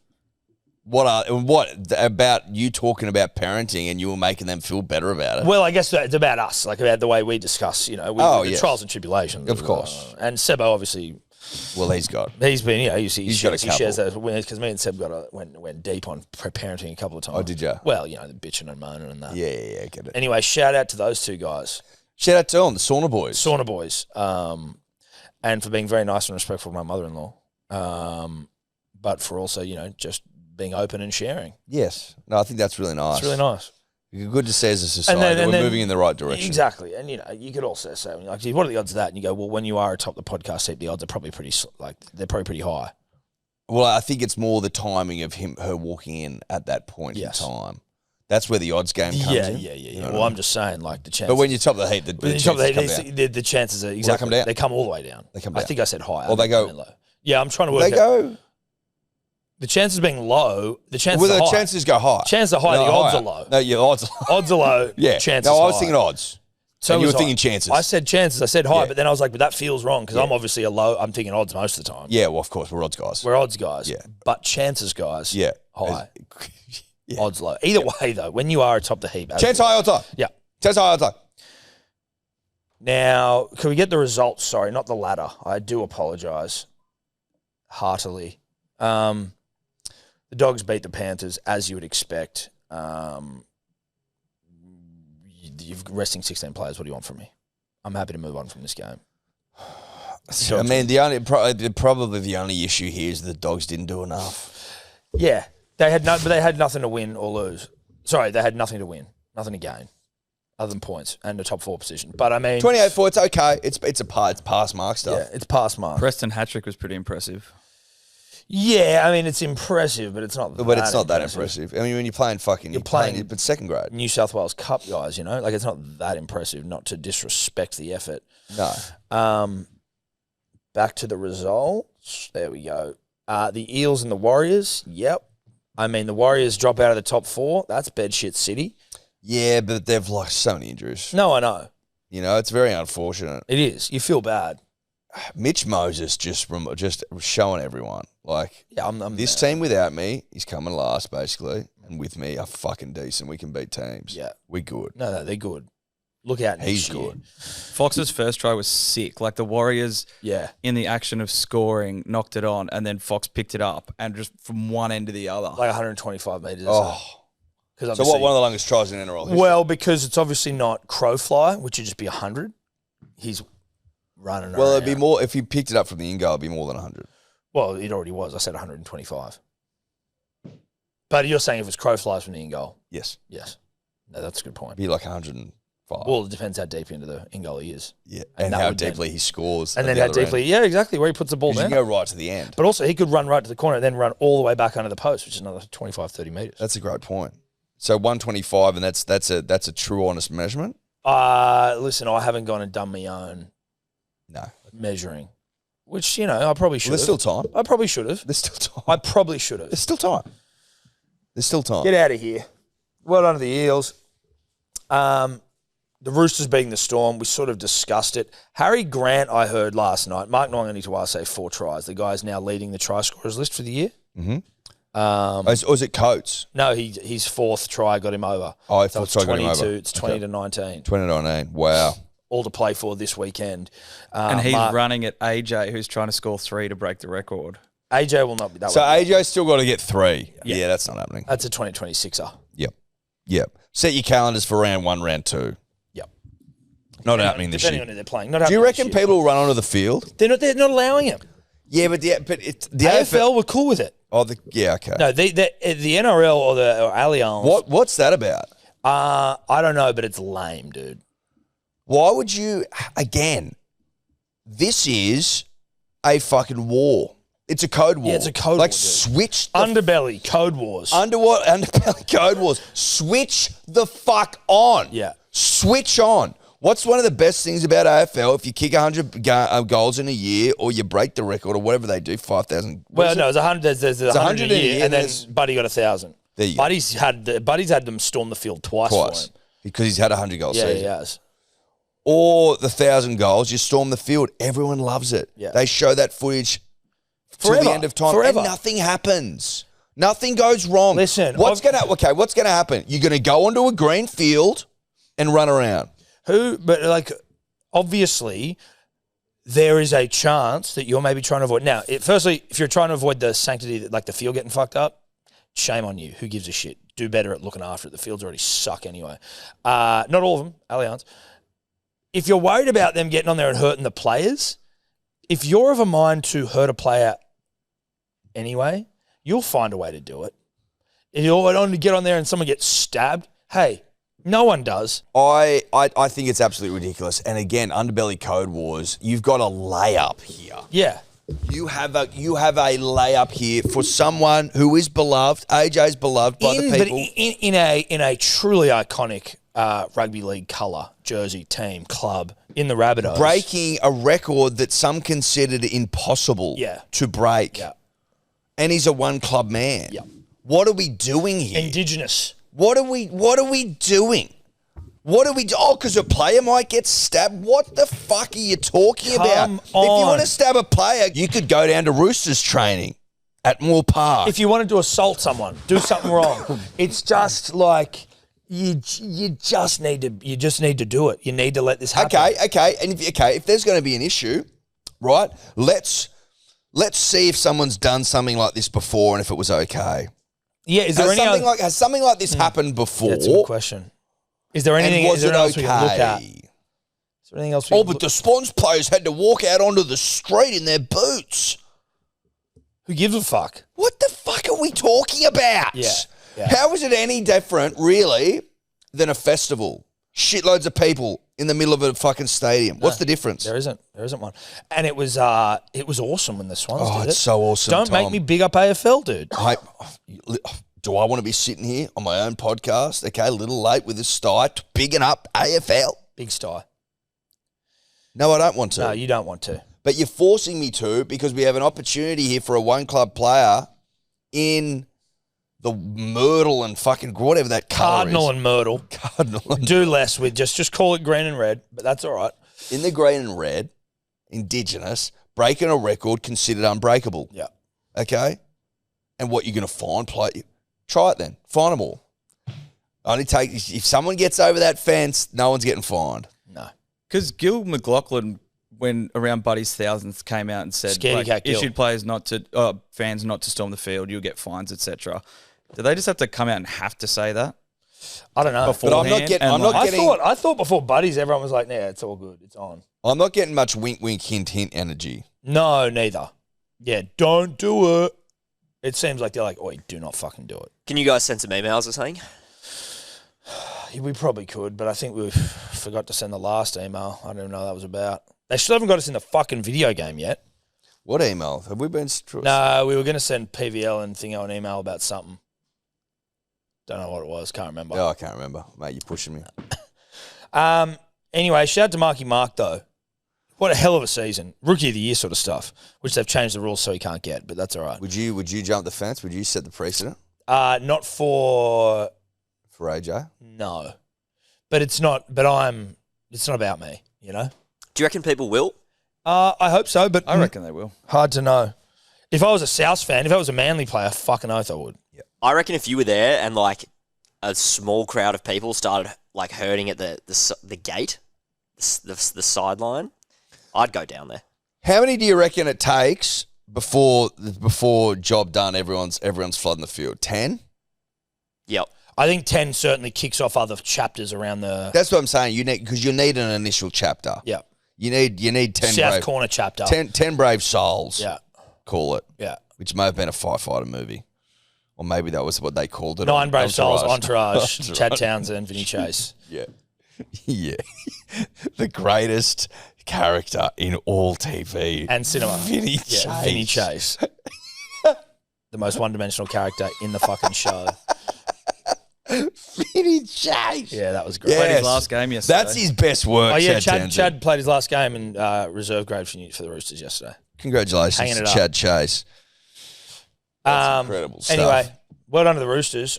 I don't know what to read in this game because Storm resting players. Yeah, they've been. Roosters lost to the Eels the week before without Sam Walker. Like, as in he went down with a concussion. But, like, do you know what I mean? It's too hard to read. Can we The just... only team that's been consistent is the Raiders. Yeah. And the Panthers And they lost have to the had a Dragons good a couple second weeks half ago. of the season. But they're on a 3-game losing streak. But the Storm are all over the map. All over the map. So are the Roosters. Raiders, Tigers, this was just a good, solid Canberra win. Getting the bloody MP, mate. chockies. Just get the MP. Just getting the JJ Giltman, you know? Who is JJ Giltman? I believe it was a person back in the day. Oh, yeah. No, I'm assuming it was someone, yeah. Be pretty weird to call a trophy the JJ Giltman if it wasn't someone like that, right? Listen, mate, that's not for me. That's for smarter heads than me to With people with laptops. yes. JJ Giltman. It was Giltman. named after James J. Giltonen, who was central to the founding of rugby league in Australia. Beautiful. that Now, right? did it ever used to be the Premiership Trophy? I wasn't Yeah, sure. I reckon It used to be the actual trophy, and then Yeah. they switched it over to being the. I reckon I've Excuse me seen it for burping before. in I the reckon I've microphone. seen it before. Like I have seen it before, but yeah, I think You know, you're I know right. what you mean, mate. I know what you mean. Anyway, listen, they got the win they needed to have. Cody, you guys were all right. You're never going to win. Yeah, no, I agree. We've come a long way. You have come a long way. Are you proud of the club? Proud of the Very boys? proud. Very proud. Come a long way. Since '97, the JJ Giltonen Shield, when the league came back together. And before that, Before was that, it given to the winner of the ARL? No. They used to have a different. Like, think about when Manly won. I think it's been the Provan Summons for a while. So okay, well, who won in 1976? What did the winner get? There you go. Dropped the ball over the line at 18-10 as well. That hurt. Did ya? Yep. Who dropped it? Bolly. That's Samuela can play. Yeah. You know where he's from? Huh? You know where he came from? No idea. It was the Winfield Tongan, I Cup. believe. The Winfield Cup in the 70s. Too much going on. The here. Say Provan it to him. Summons was from '82. Okay. Let's move on.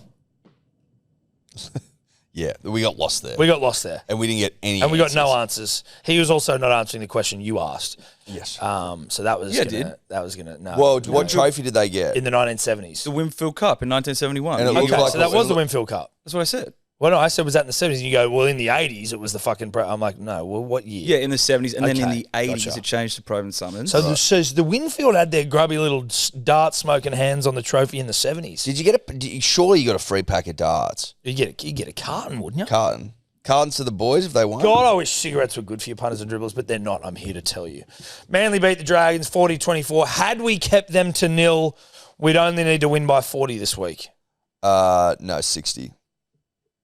If we'd kept them to 0, Yeah. then because right now we need to score 80 points. Points differential 80. No, So- well, because they scored 24 points, so it changed the points differential by 24 points. Them scoring 24, so it would be more like 56 points. This weekend. Yeah. Okay, sweet. Do you know what I mean? Well, I do. But that's also partially to do with what the Roosters scored on the weekend. Yes, but I'm just going off what Manly needed to do, which obviously doesn't make entirely a lot of sense. The Roosters need to lose, and they didn't lose. They didn't lose. So that's probably where it's all mixing up. Based on, I'm talking about previous facts, but I need to be living in the real world. Manly, through a series of horrific losses this season, unexplainable losses, have now put themselves in a position where they are mathematically possible but also impossible. Of making the top 8 due to a series of horrific losses. Yeah. We are going to be at the game on Friday, 6 p.m. for DCE's last game for Manly, to send him off the champion player that he is. And bloke. And player. Also worth reminding you, and there'll probably be another reminder earlier in the show, but it's the first time I'm remembering to do it now, our grand final show. Our grand final do. Tickets are on sale right now, link in the bio. We are at the Stain, iconic Manly venue, the Stain, upstairs from 3 till 6. It's a grand final rev up. Myself, Eddy, some familiar faces. We're going to be wrapping up the season that was for the punter and the dribbler, and then we're just going to be ripping in to warm you up, to prime you for the grand final. Now, what is also going to be happening is that 6 lucky punters and dribblers will be getting tickets to the grand final, and you're going to get chucked in a stretch limo That was our out idea. to the game. That was our idea. So your ticket to the event is your entry into the running to get those grand final tickets. So you don't have to do anything. You just got to buy a You just ticket. got to rock just up. get a ticket and come and rip. So you're telling me, Tom, that all you need to do is buy a ticket, come and rip and tear with our good selves. Yep. Wet the whistle and fire the fuck up for the biggest game of the year. Correct. And you could, just by attending a rip and tear, win 6 tickets in a limo to go to a box at the grand final. Correct. And Is that what you're saying? That's all I'm saying. And as I said, this isn't it's not a live show, but your friends Tom and Eddy will be up on stage giving you a little bit of a breakdown of the season 2025. We breaking things down. We'll break things down. Okay. I think that's the least we can do. We can do that. Well, I mean, the people need to know. And breaking down the grand final, which obviously, that's the most important. Well, X's and O's guys. X's and O's sort of stuff. We'll run some shape. If you came to the one last year, you'll know it was one of the great days. This year, shaping up to be bigger and better. Yeah, it is. Also, this spot they've got at the Stain. Oh, yeah. No, it's hot. It's a fucking spot. Yeah, it is. It's a spot. It's a doozy, lad. Overlooking the water there, lad. Yeah. Now, move on from this game, Dragons, Seagulls. We broke the hoodoo. We obviously thought we were going to lose to them, but we didn't. Well, it was in Cogra. Yeah. Wollongong's the real fucking issue.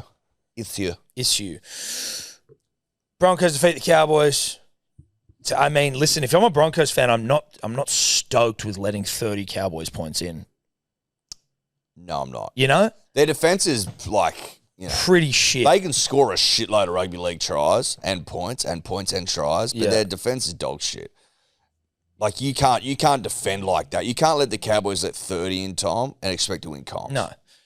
So, you're in the top 4 in that.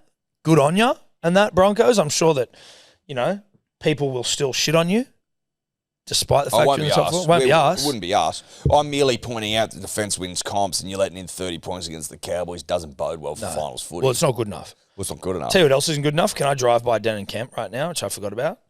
There was no DMP last week.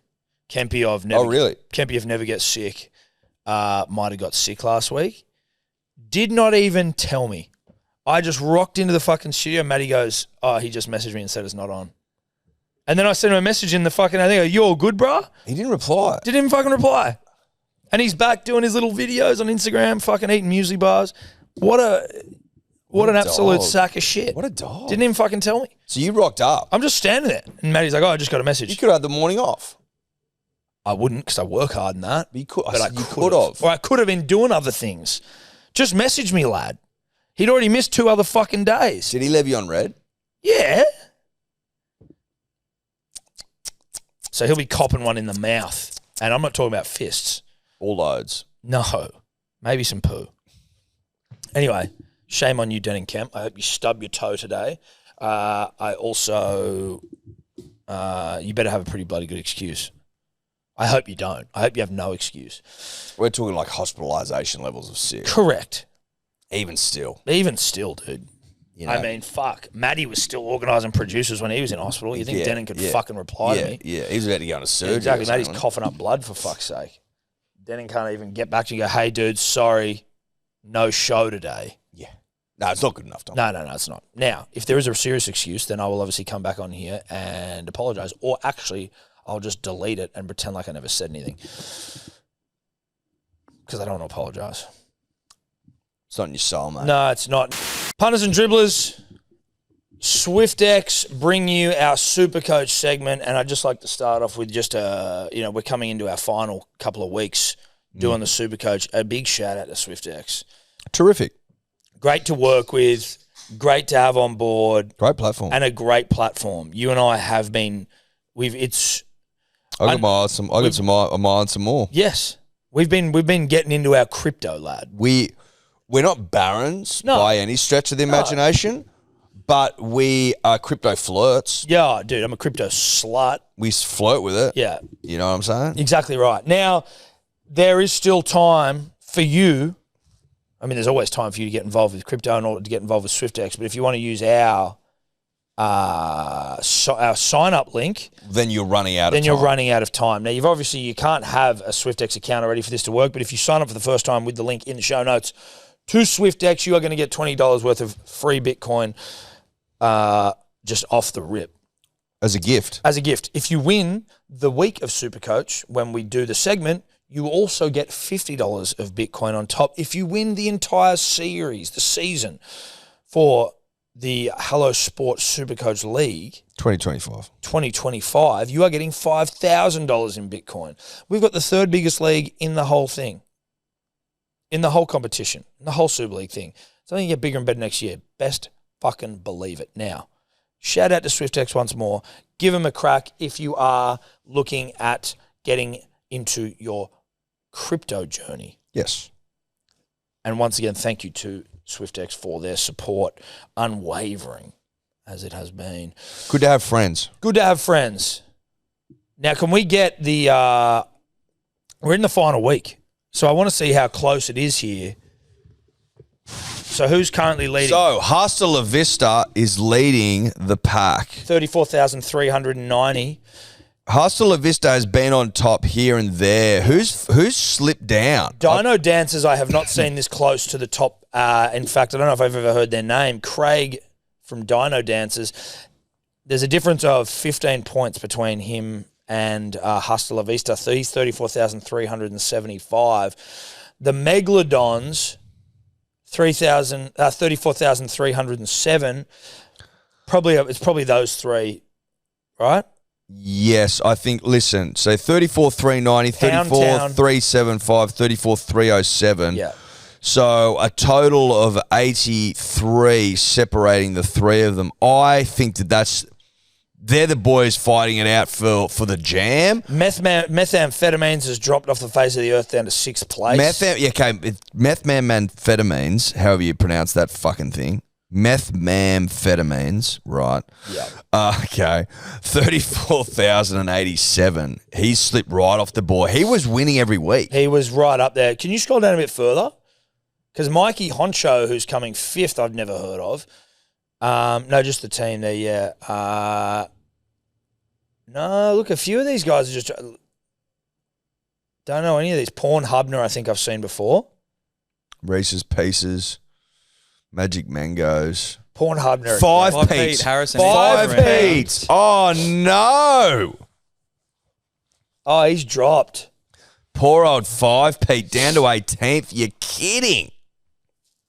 That's who I was thinking of that was winning all the time. 5 Pete. Yeah. 5 Pete's had an absolute shocker. So right now, Hasta La Vista, Matt, he is in the box seat. He's coming 8th overall. Are you in the box seat if you've only got a 15-point lead, or are you just in the seat? Well, you're in the box seat because you are in the lead. Okay.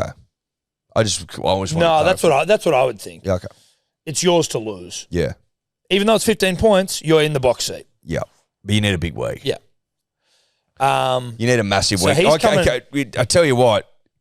Basically, I would imagine these teams are very similar. It comes down to a captain. Probably going to come down to your captain Or a pod. or a pod. That's me just using terms. So is this Hasta La Vista's team? Go back up.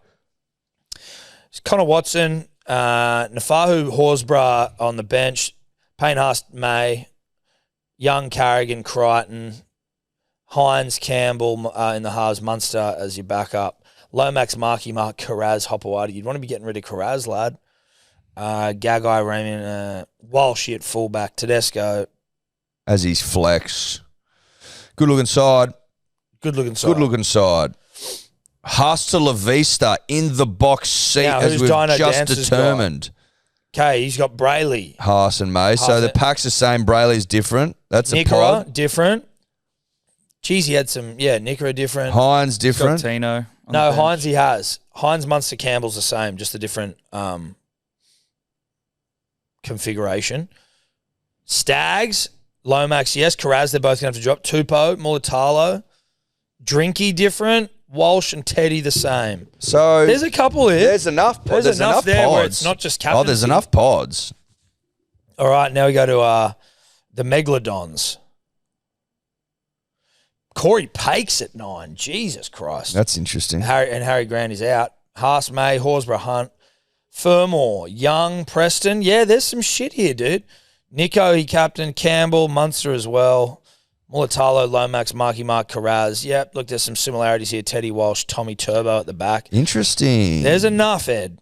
There's plenty to play for. There's In fact, there's plenty. $5,000 worth of Bitcoin to play for. Yep. Fire up. Now, last week, the winners were D's nuts. D. Yes. D's nuts with Now, how many points? How many points did D's nuts get? 1,806. What? Wow. That's the most I've ever heard of, I think. Yeah. 1,806? Where'd that come overall? What'd that come as like 14th. Didn't even win. 14th? That's outrageous. You're kidding me. So Yeah, he's got round 26 ranked, 14th. Brayley, Fucking Connor hell. Watson on the bench. He's got May, Fanua Blake, Young, Preston, Corey. He's got Hines, Brimo, Cherry, and Burton on the bench for 5.5. Cooler, Marky Marks, Talakai, Jed Stewart, Turbo, Walsh, Captain, Tedesco. Fuck, they got 1,800. 1,806, old boy. Cherry got 157 on the weekend? Fuck me drunk. Been drunk. You know? No, thanks. Don't say no to that, mate. Don't look a gift horse in the mouth. Yeah. That's a lot. That's more than I thought for Daly. Good game. Yeah, good game from Daly. Good game from Daly, mate. Okay, so D's nuts. Congratulations. Email turbo@hellosport.com.au and you'll get your $50 in Bitcoin. D's nuts. Now, obviously, we've been doing this fortnightly, but I think it's only right that we come back next week to crown the winner, Tom. Yeah, of course. We don't need to build this out with drama for an extra week. I think we come back way. next week and we drop in the lap of the winner $5,000 worth of Bitcoin. Thanks to our mates at SwiftX. Yeah. Good people. Good people. Good people. Good, honest people. Good people. Maybe even try to get them on the blower. How are you going to spend the money? Oh, you're going to reinvest it. Yeah, sure. We can do that. We can try. We could try. That's all we can do. Well, I'm sure we can jimmy it up. We should know by Monday morning. We can jimmy it up for a later Jimmy it up, see conversation. if Tobler wants to do it, see Yep. if he has the, the cojones. Or If the- you win, just email turbo@hellosport.com.au and then we'll call you You know what I mean? Yeah. If you want to come on. Yeah. But also, you've got to have a SwiftX account. If you don't, Oh, if you don't have one, if you don't have a SwiftX account, you don't get the money. No. That's so. Goes to the next person. Oh. Did you see in the AFL, the guy who won the AFL fantasy, he won a $70,000 fucking Hilux, but his Brody Grundy is his brother. And so they go, sorry, you can't be related. We're going to the next person. Which is in their bylaws, but what a dumb law. Like, as if that even matters.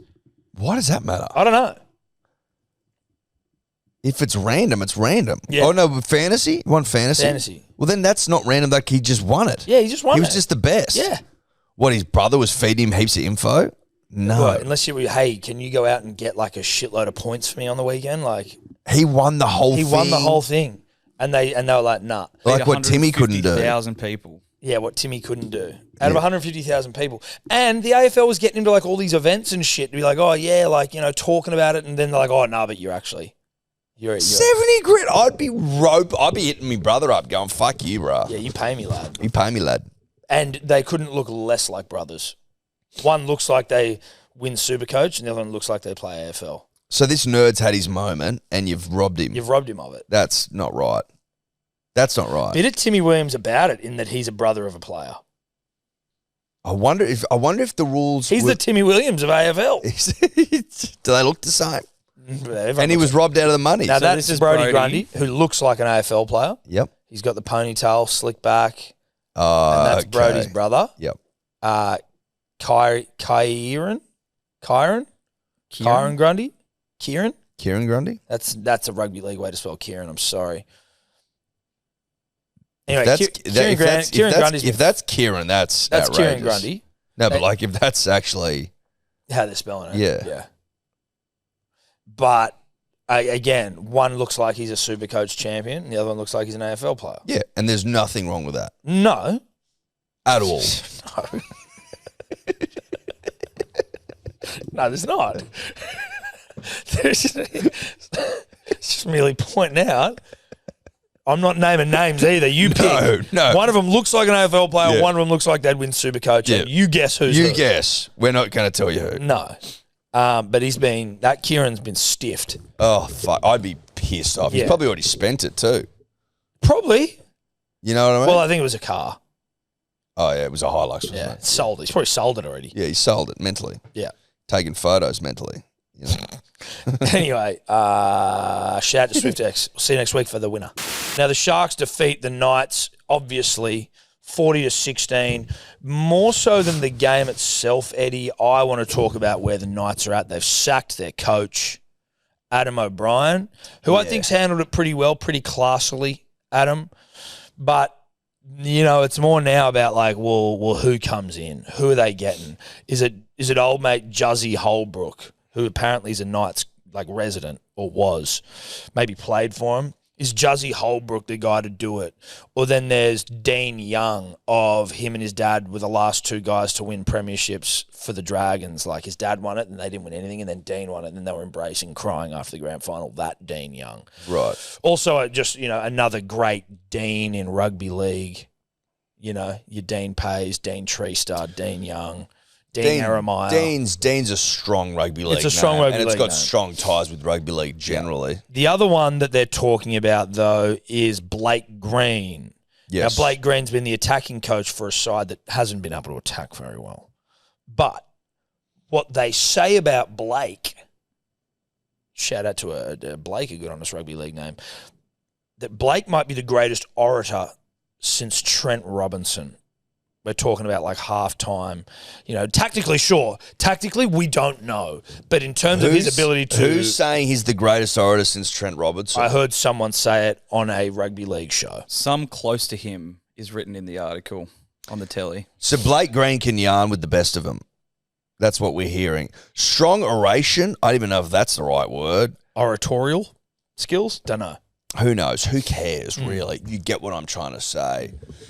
Is everything in rugby league. Yeah. Like, I mean, if Wayne Bennett's taught us anything, punters and dribblers, it's that the ability to motivate the man is everything. Yep. So you got to be able to whip the boys into shape when necessary at half time, you know. Yep. You can win 2 points off the back of a great speech. So there's obviously ticks there. you and I have been led to believe he's the attacking coach of a side that can't attack, Tom. Well, yes. He is the attacking coach of a side that has struggled. They've had 11 games this season. I think they've been 11. Is it in 11 games this year? They've been kept to nil in the first half. Do your own research, but yeah. So out of 26 rounds of footy Yep. in 11 games, They've been kept to nil. they've been kept to nil in the first half. Right. So that doesn't. Now exactly you can obviously as a head coach bring in attacking assistant coaches that can help, maybe where you're failing or where you need some assistance. But this, can I be honest with you, Tom? And I don't know what I'm talking about. No. Nor do I have my finger to the pulse of what a good coach looks like or should be. No. But those names don't excite me.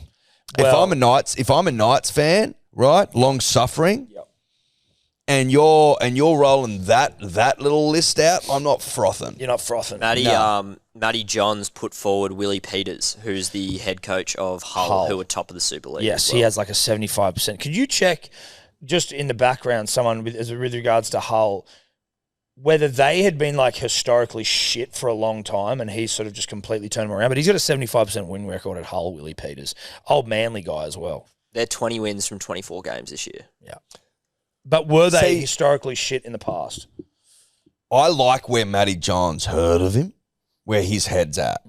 That's thinking outside the box. I think we're too quick in this game to be like, oh, you played a couple of games of rugby league, didn't you? Oh, you like coaching? Well, you can do it. Yeah. Well, but also, and Where's Ben Teo at on that list? Well, listen, I think Ben Teo's a smart operator, and he's like, I'm not getting involved in any of these shitters. I'll wait. I'll bide me time. That would be my thought about Ben Teo. Still maybe a bit green as well, Ben Teo. And that's sort of disrespect the man. I think, maybe a couple more winters. Well, he wouldn't be as green as green.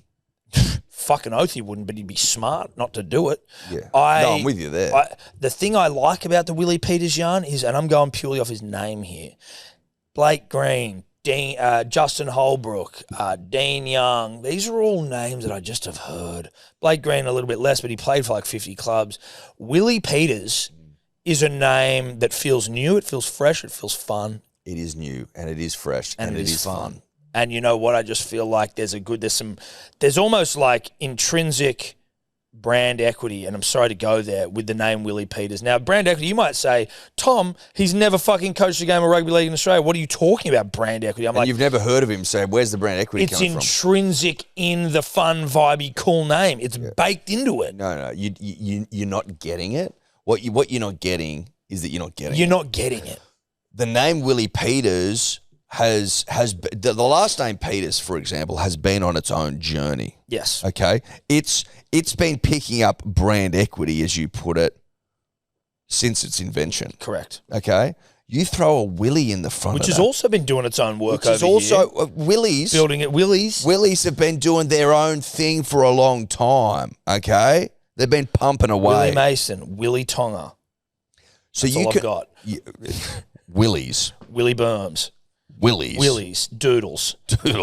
Cocks. Shafts. Penises. Yes, penises. Okay. Have been ploughing away for at least a couple 100,000. And isn't a Peter, is Peter another name for your penis? Or is that a Johnson? Johnson. Can you just check if it's Peter? No, I think it's Johnson. Yeah, listen, it's definitely Johnson, but I just wouldn't, It looks like Yeah, it they is. were still okay before he got there. So he's been there for 2 years. They finished 4th and 2nd. 2 years gave before them- this year. He won them their first trophy in 40 years this year. Okay, That's what It I'm was like thinking. a Tottenham-esque Yes. Yeah, right. drought. I think that's what I'd And say. you can call you Willie a Peter. Yes. So this guy's Willie. This guy's double doodle here. That's what I'm saying. You're not getting that. But that's what we're both That's saying. what we're saying. There's brand equity built into the name. He's also reportedly accepted an offer from Kevin Walters to be an assistant coach He during has. the Ashes series because he's got a lot of insight on the. He's got a lot of Super players. League and he's got a lot of pommy intel. So he's starting to get close to the teats of power. Yes.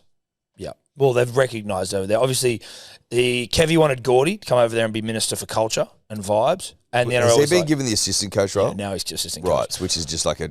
Well, it's like sorry, we can't have Gordy just going over there and be Minister for Good Times, the Good Times Advisory Committee. But yeah. And now he has to now put we his want to boots give on you a every morning. higher role. We want you to now be assistant coach. And obviously you can still get fucked up with the boys. It's a loophole, We all know it's a loophole, and we respect the loophole. Yeah. I respect anyone that can find a good loop.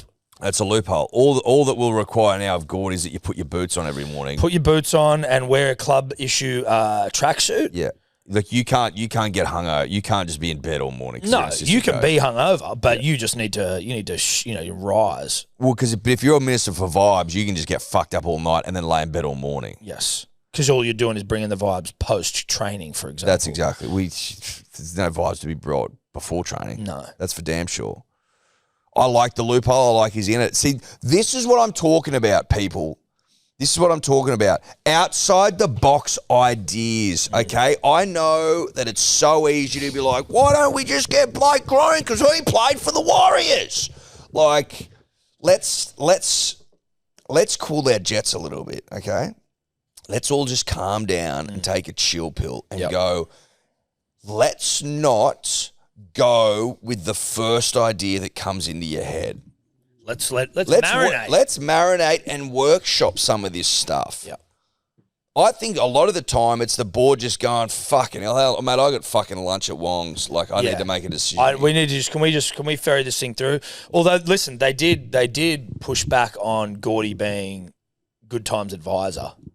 I'm talking more now about the Knights. Oh hiring. yeah, no, the Knights they're Like like this fuck. reeks of the board going, I got a fucking lunch at long lunch at Wong's, Yeah. you know.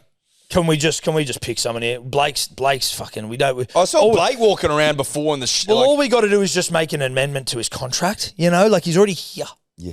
Whereas if we get Holbrook in, there's going to be terms and conditions and this and that and exit I clause. might have to meet him. Like, I already know Blake, you know what I mean? Yeah. He goes all right, you know, like, sure, 11 halves with scoreless. But, like, but he whatever. can yarn, though. He's an orator. I've heard him in the sheds. He can talk. Or at least let's just fucking get that out there. Let's just start, because we're obviously going to need to do some positive PR here, because you're right, his attacking-wise, we've been awful. But if we can just get out there that he can yarn, that is going to at least try do a little bit of the heavy lifting to create a positive perception around this signing, which is clearly a Wong's-based signing, being that I'm running late for Wong's. Well, I'm running late for Wong's, and also what? Willie Peters can speak when? At 4 the Savo? And they can't do it. I can't do it. I told you I have a Long Wong's lunch. booking, and I'm charged if I don't go. Long lunch. What aren't you getting about that? $50 a head if I don't make What it. aren't you getting about that? Willie Pete can't do it. Can't do it. Just get Blake Green. I saw him this morning at training. He was running a bit of shape. Get him. He'll do it. Yep. He'll do a job. Boys know him. Yeah, we know him. And apparently, he can, I've heard him. Boys know him. I've heard him on the phone to his mum. He can yarn. No, he can yarn. He can yarn. Played for a lot of clubs. Listen, sure. So he knows the systems of a lot of clubs. Of course he does. But he's been inside a lot. But also, and listen, get this out there as well. Get one of the journos on the phone. He actually played under Craig Bellamy. Sure, he played under the coach we just got rid of, and you'd hope that a bit of the stink doesn't stick to him. But he played under But he did play under Craig like Bellamy. 10 years ago. Yeah. So, Yeah. I mean, that's not bad. Did he play under Des? Was he under Des at Manly, or was it the Barrett years? Because That's not nothing. Well, it's close to it's as close as you can get. But it's not nothing. No, it's not nothing. He knows how not to coach if he was under Trent. No disrespect. No disrespect. Was Trent. Yeah, thought it might. And he's have played under Ricky as well. been. Well, Hey! Ricky played. He won the Ricky minor played him premier. on a prem. Where did he play under Ricky at? Sharks, Para? Sharks, I think. Fucking play for that many clubs he can't. So, Okay, so what? So hold on. Now I'm starting to. Now I'm starting to believe. Kid can yarn. Yeah. Well, at least I've heard him to his mum, and he sounds all right. Yeah, I heard the kid have one of the great yarns to mum. He has played under some questionable coaches, but he's also played under some of the best. Yeah. He's played under Ricky and he's played under Craig. That's what we're leading with. Yeah, we start with that. We're Start not positive. leading with played under Trent Barrett. No, and Adam O'Brien, and coached with Adam O'Brien, because we know that. Because he's literally, they're coaching together right now. And I quote from this Carianis article, and his speeches are told to be epic. He's got epic speeches. Epic speeches. That feels like something you say when you're running out of things. His speeches are epic. That's what you say when you've got a long lunch on and you're like, wrap this up. Wrap it up. He can yarn. His speeches are epic. Come on, let's go. Epic as well. Yeah, what are you, 12? Fucking hell, let's go. Dude, his speeches are epic. Let's go. No, that's lazy. Yeah. That's lazy. And no offense to Blake Grant, I'm sure It's not about Blake. Again, it's just, I mean, if I'm the Knights, none of those things get my dick hard. None of them. Except Willie Peters. Except Willie Peters. Doodle doodle. Doodle doodle. I'm fucking hard as a rock. Now, the Knights play... Can we get that up? Eels. So Knights play Eels. Eels. So Eels will win because they're hot right now. Yes, Titans play the Tigers. Tigers. At home. Points differential is, do we want Titans to win? If put it this way, Titans win, Knights lose, Knights get spooned. Yep. I reckon the Titans are in with a sniff. Well, they are Like, against the Tigers. They've been pretty good the last few, like not great, but like they've looked okay and haven't got a win. I just can kind of feel it coming. I would love that, dude. I'd love it. 37 points is the difference. And they're up in their favour. Is it? No, for the night. No. Oh, Knights are minus 244. Knights are behind. Knights minus 244 and the So Titans have minus 207. 37 points. So Knights play the Eels will win. Dude, you know there's Salford Red Devils in the Super League. Their for and against is minus 890 something. Oh my God. What? They apparently had to forfeit 2 games this year because they didn't have enough players. What? Oh, we need to buy that thing. Yeah, I know. We need to buy that. Oh, we back. need to buy that thing. That thing's fucked. Yeah. But also you're like, what am I buying? You know, it's like we need to buy it to help it, but almost like just give it to me. Yeah. Maybe Yeah, just in give fact, it to me. In fact, I'm not going to pay for it No. You just give it to me. because I'm going to have to invest my own money in this. Yeah, thing, this so you thing's just gonna hand be it a over. pit. Hand over the keys. 844. 844. They won 3 out of the 24 games this year. Like, obviously, I've got money on the Knights to win the spoon. However, as if we don't want to see the Knights get the spoon. That's the only thing I want because I had the Raiders, so I don't give a fuck. But I would very much like the Knights to win the spoon because there's been a guy in our DMs, I've been saying this for a while, who's been just at me about Manly. I'm like, lad, you're coming fucking second last and you've won like 100 spoons. Yeah. So it would be nice. 3 in a row. Can you who's the leading point scorer for the season? Azarko, I think. That's who I had. It is Zarko, 258. How close is the next best? Hines is on 190. Did you have Azarko? Yep. I checked it the other day. Oh, it's in me fucking bets thinger. Anyway, Hot. yeah, I mean, it's going to make no difference to my situation. But it's a hot pick. But it's a good pick. a hot pick. He was leading point scorer the year before, so it was recency bias. But credit to me for being honest. Now, I don't think there's much more to this game. Knights lose, Sharks win. Makes sense. It makes sense. Shark Knights win, shit, Knights lose. Knights shit, Knights lose. Sharks are... Sharks better than Knight. Yeah. Shark better than Knight. Shark win. Shark win. Yeah. That's easy. That's simple stuff. Yeah, that's simple math. Now, this was another, 36-30, just teams that just go, fuck it. We're not... At this point of the year, we're just going to score tries. Yeah, I don't wanna get hurt. Nah. This is like an NBA All-Star game, like the back end of the year. Yeah, it's just like no defense at all. Nah, it's like 200 all. Yeah. 36-30. I would have liked the Titans to win just from a gambling perspective, which is not important at all. They were coming. They were coming like I a know. Frady. I had AJ and I had Trey and I had Titans. To win. To win. Oh, Devo. But, yeah, look, just a good game with some points, mate. Because some end of the season games can be absolute, dour shithole. No one cares. These two teams suck. Yep. This was like, all right, bit of fun. Bit of fun. Bit of fun. Points are plenty. Points are plenty, bit of fun, and some fun tries. Yes. You know, some full lengths of the field sort of stuff, some line breaks, just some fun razzle dazzle rugby league football Bit of classy rugby league, mate. to fall asleep to. Yeah. Well, yeah. If you. Yeah. Well, I mean, I'm sure other people did. Sunday afternoon, that's nap time. Yeah. Obviously, you've got a family. So it's That not. I do. So it's like probably not going to happen Different. for No, you. not at 4 or 5, 6 o'clock on a Sunday night. No, But I guarantee that is whips cracking. That's rounding the bend and whips cracking. Let's get these fuckers into bed. Yeah, it's Batham. It's bed, bath, and just dinner and whatever. Yep. So there's no. I wasn't talking to you. No, there's no napping. No. No napping, man. But a good game of rugby league, whatever. You know what I mean? Whatever. But Devo, I was Devo. I was like, fuck. I wanted the Titans to win bad. Same. And So actually, and honestly, truthfully, less for gambling reasons and more for Knights coming last reasons. It's just, it feels right, punters and dribblers. It feels right that the Knights win the spoon. Still good to know, though, that the final round of rugby league, that's still something that's up in the air. There's still finals, contentions, ramifications, and there's still spoon ramifications. Yes, there is. There's Well, no more. basically one team can make the finals and one. Three and two- teams can make the top 8, technically. Yep. And the JJ's already wrapped up, obviously. The JJ's wrapped up, and that's and well done. But there's 2 teams that can get the spoon. Yep. And they're awful. They are. They're But huge. one off vibe deserves it more than the other. Yeah, and I don't want Des to get it either. That's also another thing. Well, he's never got one. No. Totally manly man. Now, is that the last game of the round? Yep. Yeah, mate. Do you know that Harry Grant Yeah, I've heard of him. is ineligible for the Dally M because he did like some piss weak little shoulder charge?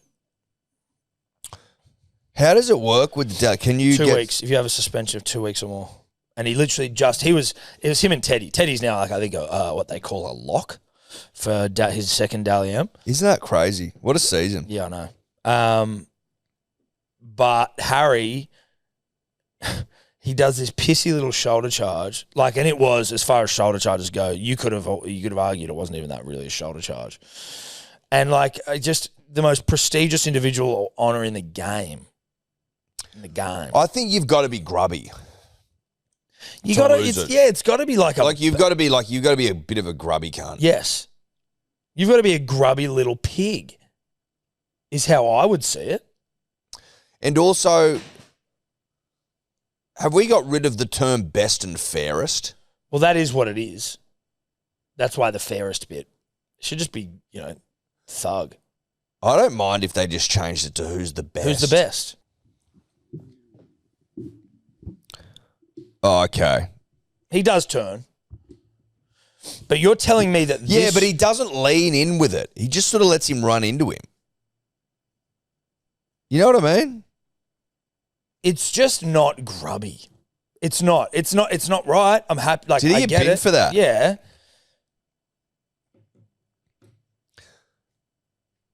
No, I'm happy with it. I'm not happy with the binning. Like, I'm happy for him to still be in the running. Yeah. That's what I'm happy for. But he's not. Someone there, Shannon Castle, leaves a comment saying, well, Whiten got 4 weeks for a head clash. I agree that, like, Trell or Whiten probably would have been disbarred from the game of rugby league more generally. Well, Trell misses the final series, assuming he was playing for Melbourne. He's Yes. also out of the Kangaroos tour at the end of the year. He's probably got 5 or 6 weeks next year. And they probably foreclose on his house. And it's just every paper in the country grubby Latrell up to his old tricks. Yes. Harry, 2 weeks missing out on the Dally M. I just think that's like, it's too much. It's the same when I'm like, I don't think people should miss grand finals for like, Yeah, certain I completely There's too agree. much. Unless you have been actively an absolute a piece of monster. shit. Like, you've punched someone, you fucking coward punched them. chicken wing, all the dirty shit. Yes. But that, no. So do you think it's based on the discretion or the length of? I think. What do you mean? Because I feel like there's got to be a line somewhere, Discretion. right? So is it based on, are you saying it should be... discretion does make it difficult. Because if you do discretion, then it gets grey. Yeah, That's my does. point. Of course it gets grey. But I'm with you on this. I'm just trying to find out where you're at, you know? Well, how's that 2 weeks? I'm just more like, firstly, it doesn't feel like it should be 2 weeks. Secondly, I mean, it's a blatant shoulder charge. As in, like, he turns in and fucking... What the fuck is that, Tobler? What are you showing us? Don't know. I need to catch something for dinner. What is this, Tobler? Oh, now I'm interested. Fucking hell. Probably won't be the same video. And is there something to come into the context of, like, past discretions for the player? Or do you think that shouldn't count? Because that contributes to you being a grub, I just wonder right? whether you should Waiting- have that as but an waiting element does of Dally M at all. If you get suspended, you're missing out on games where you could accrue points to win the Dally M. So who gives a fuck? Yep. Like, you're not going to win the Dally M if you get suspended multiple times. I'm prepared to drop the fairest thing. I think the fairest thing is from a different age. It's from a time, a different era when people, where it's like, best and fairest, come on, come down here. It's just a bit old time. He's good and he's fair. He's the best player. He's also a fair player. Yes, JJ Gilton, best and fairest. You know? JJ Gilman set the standard this year for what fair play looks like. That's it. You shouldn't play like that. You shouldn't put your fist to another man's jaw. JJ Gilton, best and fairest. Yeah. Knows not to pull another man's Johnson in a tackle. JJ Giltman. JJ Giltman. Best and fairest award. Dally M. So whereas now it's like this, we live in a win at all costs era, right? Where, as Tom said, if you're missing weeks due to suspension, you're missing points, baby. That should be the punishment. Yeah, you shouldn't miss out on an opportunity to win the Dally M. Again, an individual career honour that like can define you. And in terms of missing a final due to a suspension, I'm prepared there to have conversations around like, let's explore what the grey looks like. Yeah. You know? Yeah, let's explore the grey. Let's explore the grey. It's not going to happen that often, but if you've got a player who's potentially going to play their only grand final and you're ruling them out because of something, like a little fuck up. Yeah. Like nothing grubby, no ball stuff, no chicken wing stuff, no head high stuff, like with malice. Just a little fuck up. You shouldn't rule someone out of grand final. It should be, okay, we're either going to fine you out the arse, which I still think is actually kind of fucked up. I don't even think you should be taking that money. It should be like, okay, you can either take the 2 Community weeks. service. No, well, listen, but I'm saying you can take the 2 weeks now, or you can take like double that sentence next year. Or get into the community. Okay, do good. What are you going to do? Well, they tried because Nelson was rubbed out of the grand final last year. It happens all the time. Happens all the time. Fucking Isaac Luke missed out in the 2014. Never made another grand final. Cam Smith, 2008. He made more grand finals, so he was all right. 2007. It was 2008. It was 2008. Isaac Luke's was a one-match ban as well. Yeah, one-match ban for That's Isaac shocking. Luke. Yeah, Nelson's was 3 that they fought and ended up being 5. That was bad. Did Latrell miss out on the 20 fucking... He did. He missed out on the grand final against Penrith. It's bad. It's not good. It ruins the grand final as well. Yeah, he had that 6-match ban for that hit on Isaac, Manu, yeah, Joey that Manu, which fractured was again a blow up. That wasn't even that fucking bad. Manu wasn't got that- a broken jaw, but like it was an accident. Yeah, it wasn't that good. But No, it but wasn't that the bad. outcome wasn't very good. But the action, I don't. But he think wasn't. He was was trying. He wasn't trying to hurt his mate, Tom.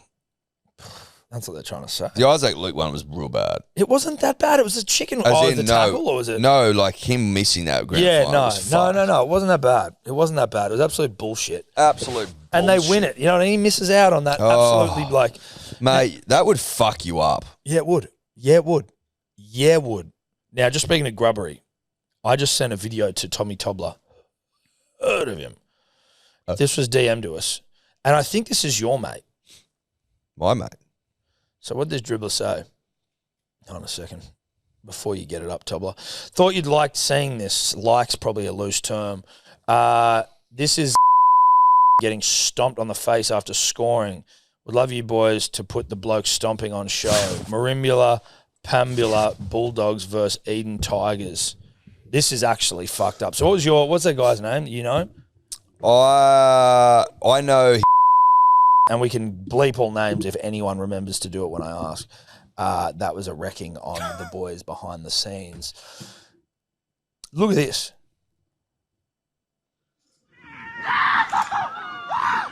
Oi! Even his teammates are like, whoa. What? Show me that again. Dude, it is so crook. Hectic. Oh my God. Like, you shouldn't be allowed to play ever again. That to me is you shouldn't be able to play footy anymore. That is so gross. Look at this, dude. Bang! Mate, I'm surprised he wasn't fucking flatlined for that. I know. You should not be able to play anymore. Oh, that's bad. Mate, he could have lost an eye. That's real bad. That's real bad. Yeah. Studs into the fucking mush? Yeah, dude. Nah. Shit. And that's a solid bloke. He makes connection there. Bang. Oh. That's My fucking goodness. Yeah, scat. it's gross. It's absolutely. That's grubby. So, That like, is. listen, I'm prepared for you to miss out on Dally M after that. Yeah, you missed out on Dally M. You don't play anymore. You shouldn't play any more rugby league is what happens there, you know? You shouldn't be allowed to play the greatest game of all. Shout out to KW who sent that in. Maybe you wanted to remain anonymous, but literally all I said is your initials, so not a big deal. Not a big deal. Bad Bad stuff. Bad look for the game. look for the game. Punters and Dribblers, we are brought to you by Good Day Daily Multivitamins, the number one in all multivitamins in the country. That's obviously a personal opinion.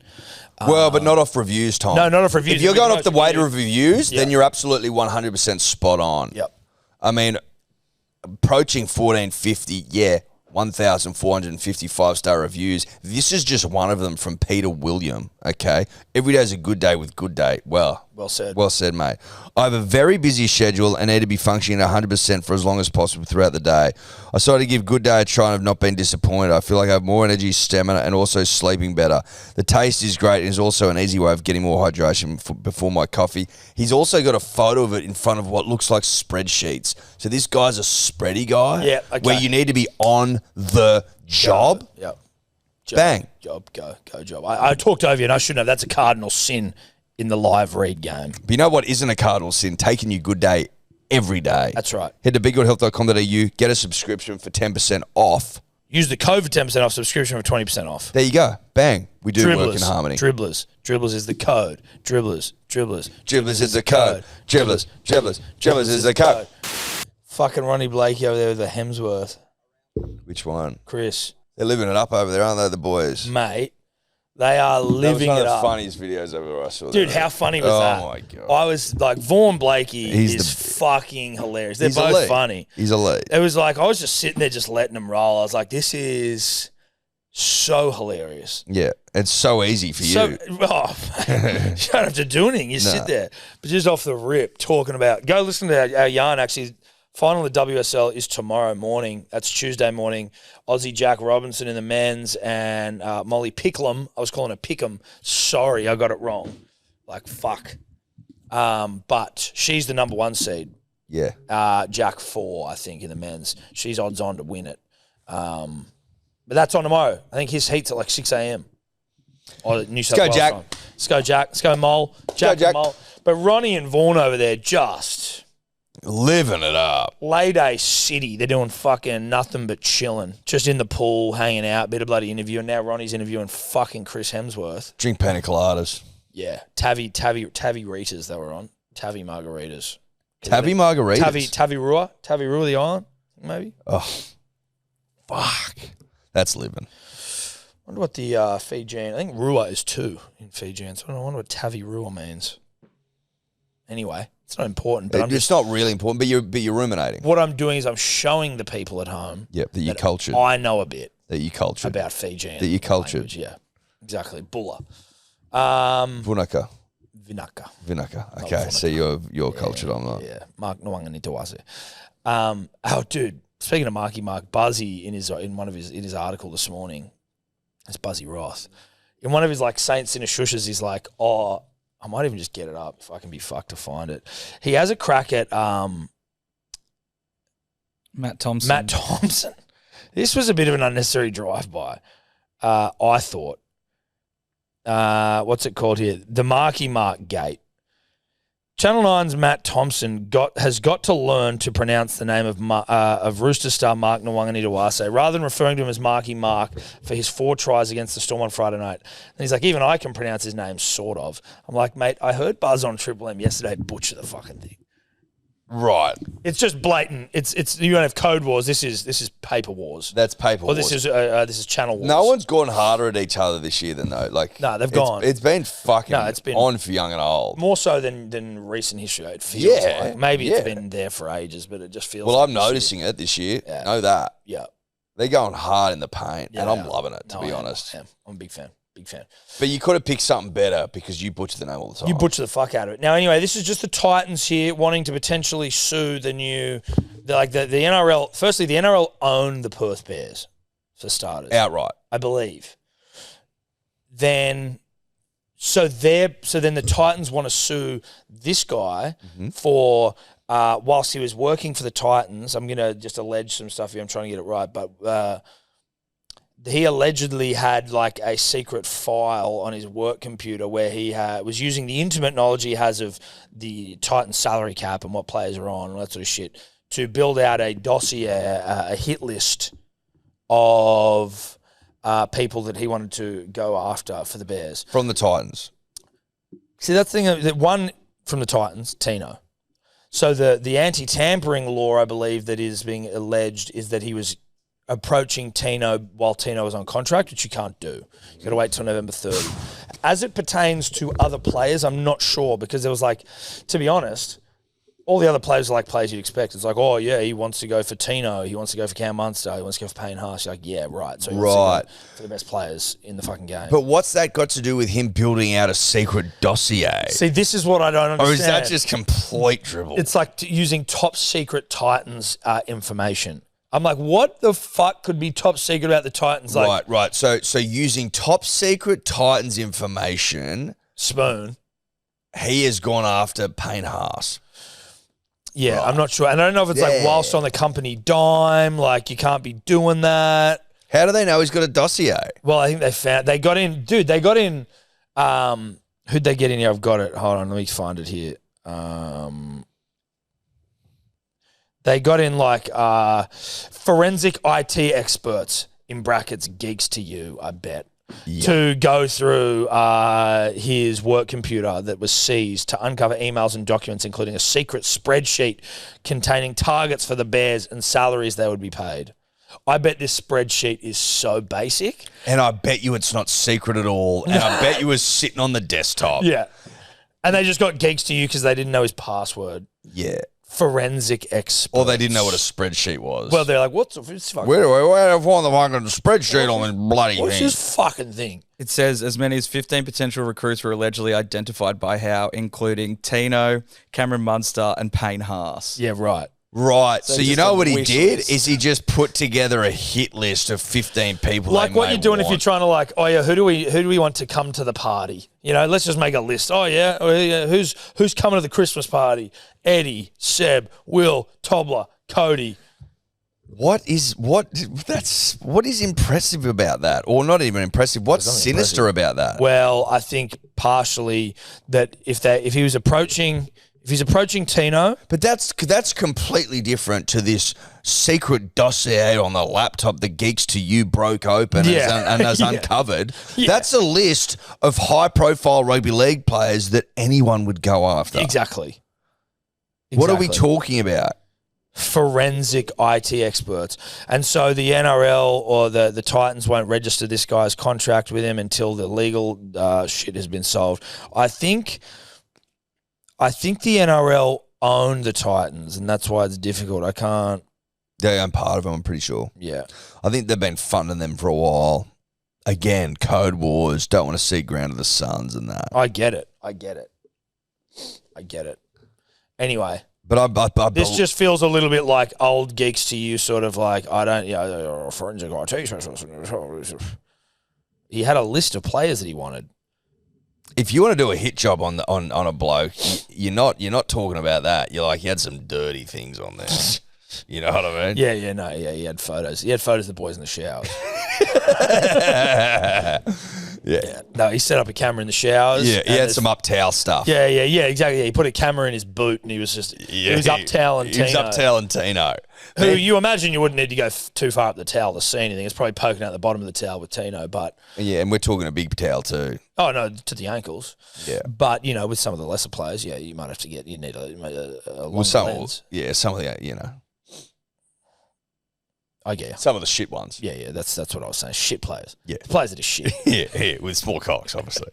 That's Some of the shit. That's shit, how you time together. Yeah, shit players, small cock. Yeah, she plays small cock, That's, that's been... So he's up toweling blokes. Like that's now you've got my interest. Now I'm in. Oh yeah, he's got a spreadsheet of the best biggest players dicks. in the game. No, he's been up toweling and he's got a spreadsheet where he's guesstimating inches. Yes. Based on the up and towels. based on that worth. And a potential salary based on size of... Nothing has been tied more closely historically to someone's worth than the size of their Johnson. But then I did see someone pointing out that it was like, why were all the statues back in the day, they all had tiny little dicks? Like, there would be something about, like the statue of David. I've actually heard the reason about Imagine that. imagine if the statue of David had a big, fat, juicy, thick cock. Yeah. It'd change the whole vibe. whole vibe. The whole vibe of that statue. Well, would it wouldn't be weird. about the art, it'd be about the cock. Yeah, it would be. And maybe that's part. Maybe is that why they were doing it? They Or believe the smaller penises meant larger intellects. that sounds like the history is written by the victors sort of stuff. Yeah. Well, Victory written by the small penis But man. that's it, right? Obviously, people with tiny, tiny dicks won the war. Yeah, and that's so they've right. gone, well, let's Yeah, just start telling our tale. yeah, We're geniuses. Yes. How else do you think we won? exactly. Our tiny dicks. That's how Oh, we you won. got to be. Oh, you've got a big cock, do you? You're like a Neanderthal. Savage. You're like Yeah, a you're a savage. you're like a caveman. You're a savage. Yeah. Was old Chinggis was just Yeah, Chinggis. he just hanging that thing out. I respect this. I respect the plight of the small dick man, dude. No, I get it. We would have been better off in those times. Yeah, we would have. That's our time. That's our time. people. That's how they're our people, dude. We're That's our not. people. We are not of modern times. No, no, We would have fared seemingly better. not. No, we would have fared better with the ancients, and that's all right. It is what it is. It is what it is, mate. Let's move on to one final video. So, U.S. Open tennis, I believe. Yeah. Some Polish dude signing balls and all manner of paraphernalia for fans in the crowd, in the stands. Yeah. He's signing a ball for a kid. Yeah. He then takes his hat off to give to the kid, and this like 36-year-old CEO Yeah. yoinks it out of the kid's hand, or like just fully and puts it in his wife's bag, and he's now getting his butthole ripped firmly apart online. So watch the video. Oh my god. Yeah, dude. Oh my god.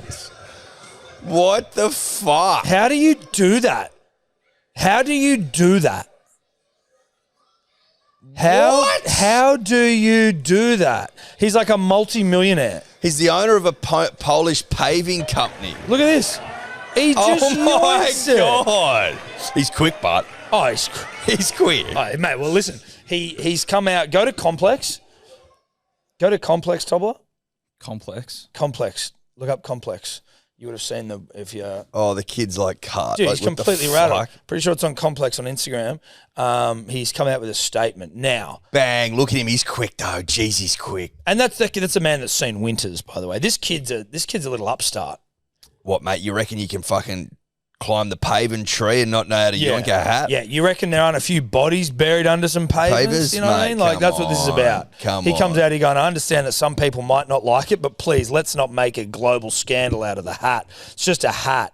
If you were faster, you would have it. I remind you that insulting a public figure is subject to legal liability. Okay, so he's doubled down. Bang! He's quick. Oh, he's quick. He's quick.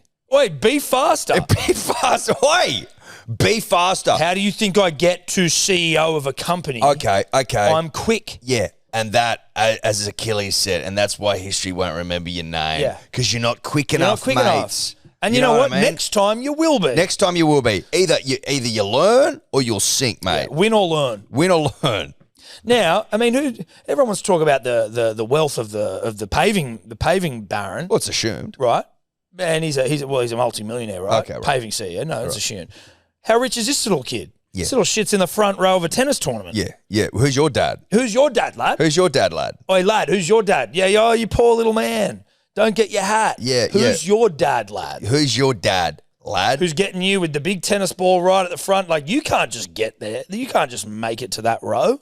Well, he probably just walked down after the game, but yeah, No, point stands. no, Eddie is. But he's listen. right at the front. No, he's right at the front. He's next to the CEO of a paving baron billionaire company. Yeah. Right? So either you're a young little entrepreneur who's done real well, Yeah, well, that's it. in which case you should know the speed to market's everything. Yes. Or you're the son of some rich fucking tycoon. Yeah. Again, not looking good for you. But what this boils down to, Tom, is a good old lesson in life. Yep. First in, best dressed. Yeah. You know what I mean? Like, now that kid knows that forever. Yeah. And next time a kid like that grows up to be a father and he's at the tennis, he can yoink a hat outside of a kid's arms as well. Correct. And Sorry, on and dude. on it goes. And look, the guy, you know what? Quite rightly, is like, no, I want the hat of the 26-year-old tennis player, even though I'm a 36-year-old adult. I want the hat. I want the hat of the guy that no one knows. Yeah. I want the hat of the obscure tennis player, not you, kid. What is this? Is this round one? What's he ranked, that tennis player? Who is he? 74th. His name's Yeah. Yeah, Oh, I that won't thing's try to going to be pronounce worth it, a but pretty isn't penny. Yeah. Oh, that's got pride of place in the pool room. The Polish pool room. What's his name?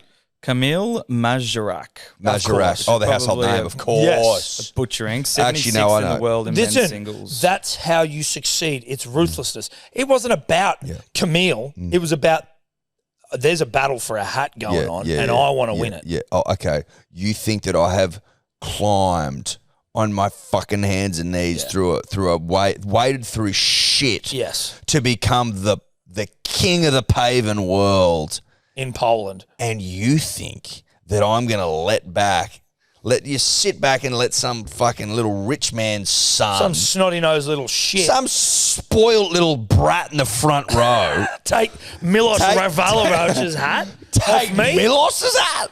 I don't think so. Fuck you. How I don't about think that? so. Maybe in your fucking PC woke world, Yeah, your right? softcock Western countries. In your Western world where life's good and you can afford to give hats to kids. yeah, where the government mows lawns for you. Mate, I'm from the East, Yeah. right?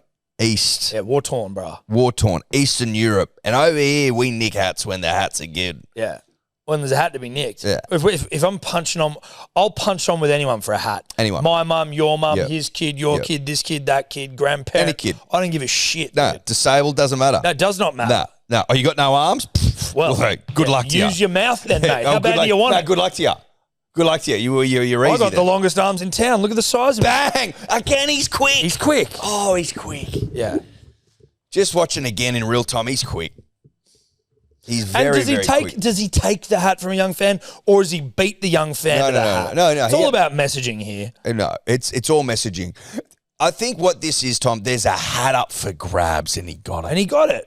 And yeah, okay, put it this way. What about the kid next to the other kid? Yeah. No one's talking about him missing That's out on right, that. the pink ball kid. I tell you the way you really did. Rags to riches story experiences more success. Yep. What was the moment in your life, young kid or a young man? You're probably 20, 22 at this point. What happened to you in your life to turn you into the ruthless operator you are today? Well, I was once going for Milos Raonich's hat, whatever his name is. And it's not Milos Raonic, who I do know. No, who's Canadian. And the Paver King nicked it from me. And it's turning me into a ruthless operator, and now I'm out for world domination. Yeah. Problem is now I'm pretty sure the tennis player met up with that snotty-nosed little shit and gave him some more loot. See, that's unfair. Yeah, it is. What about all the other kids? What about every other kid that didn't get anything? Yeah. Yes, he was in the box position to receive the hat, Which makes it even more painful. but he failed to recognise speed matters. Yeah, it does. If you're not first, you're last. Dead last. First in. Which Kempy best doesn't first. get. Kempy reckons coming sixth is good. It's Well, like, of no. course. Nice guys finish last. Oh, you didn't win? Well, then you lost. Yeah, you lost. If you didn't win, you lost. And now you want to hold your breath and stamp your feet, have a little tantrum. Kids had a tantrum. This is real life, kid. Mate, I tell you what, that tennis player's done that kid a disservice. Yeah. He's gone, okay, so you've stomped your feet, you've had a tantrum, and now I've come around to your place and given you the one-on-one service. Whereas you could have just chalked this up as a loss, moved on.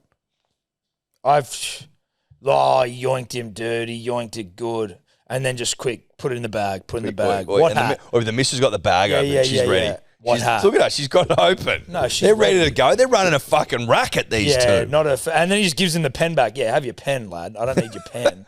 I got pens, mate. Bang! Can't believe that speed. And then comes out and says, should have been Should have been faster. It's good No, stuff. it is good stuff. All right, punters, dribbles, that's us. We're done. Bye. Could you two just not talk anymore?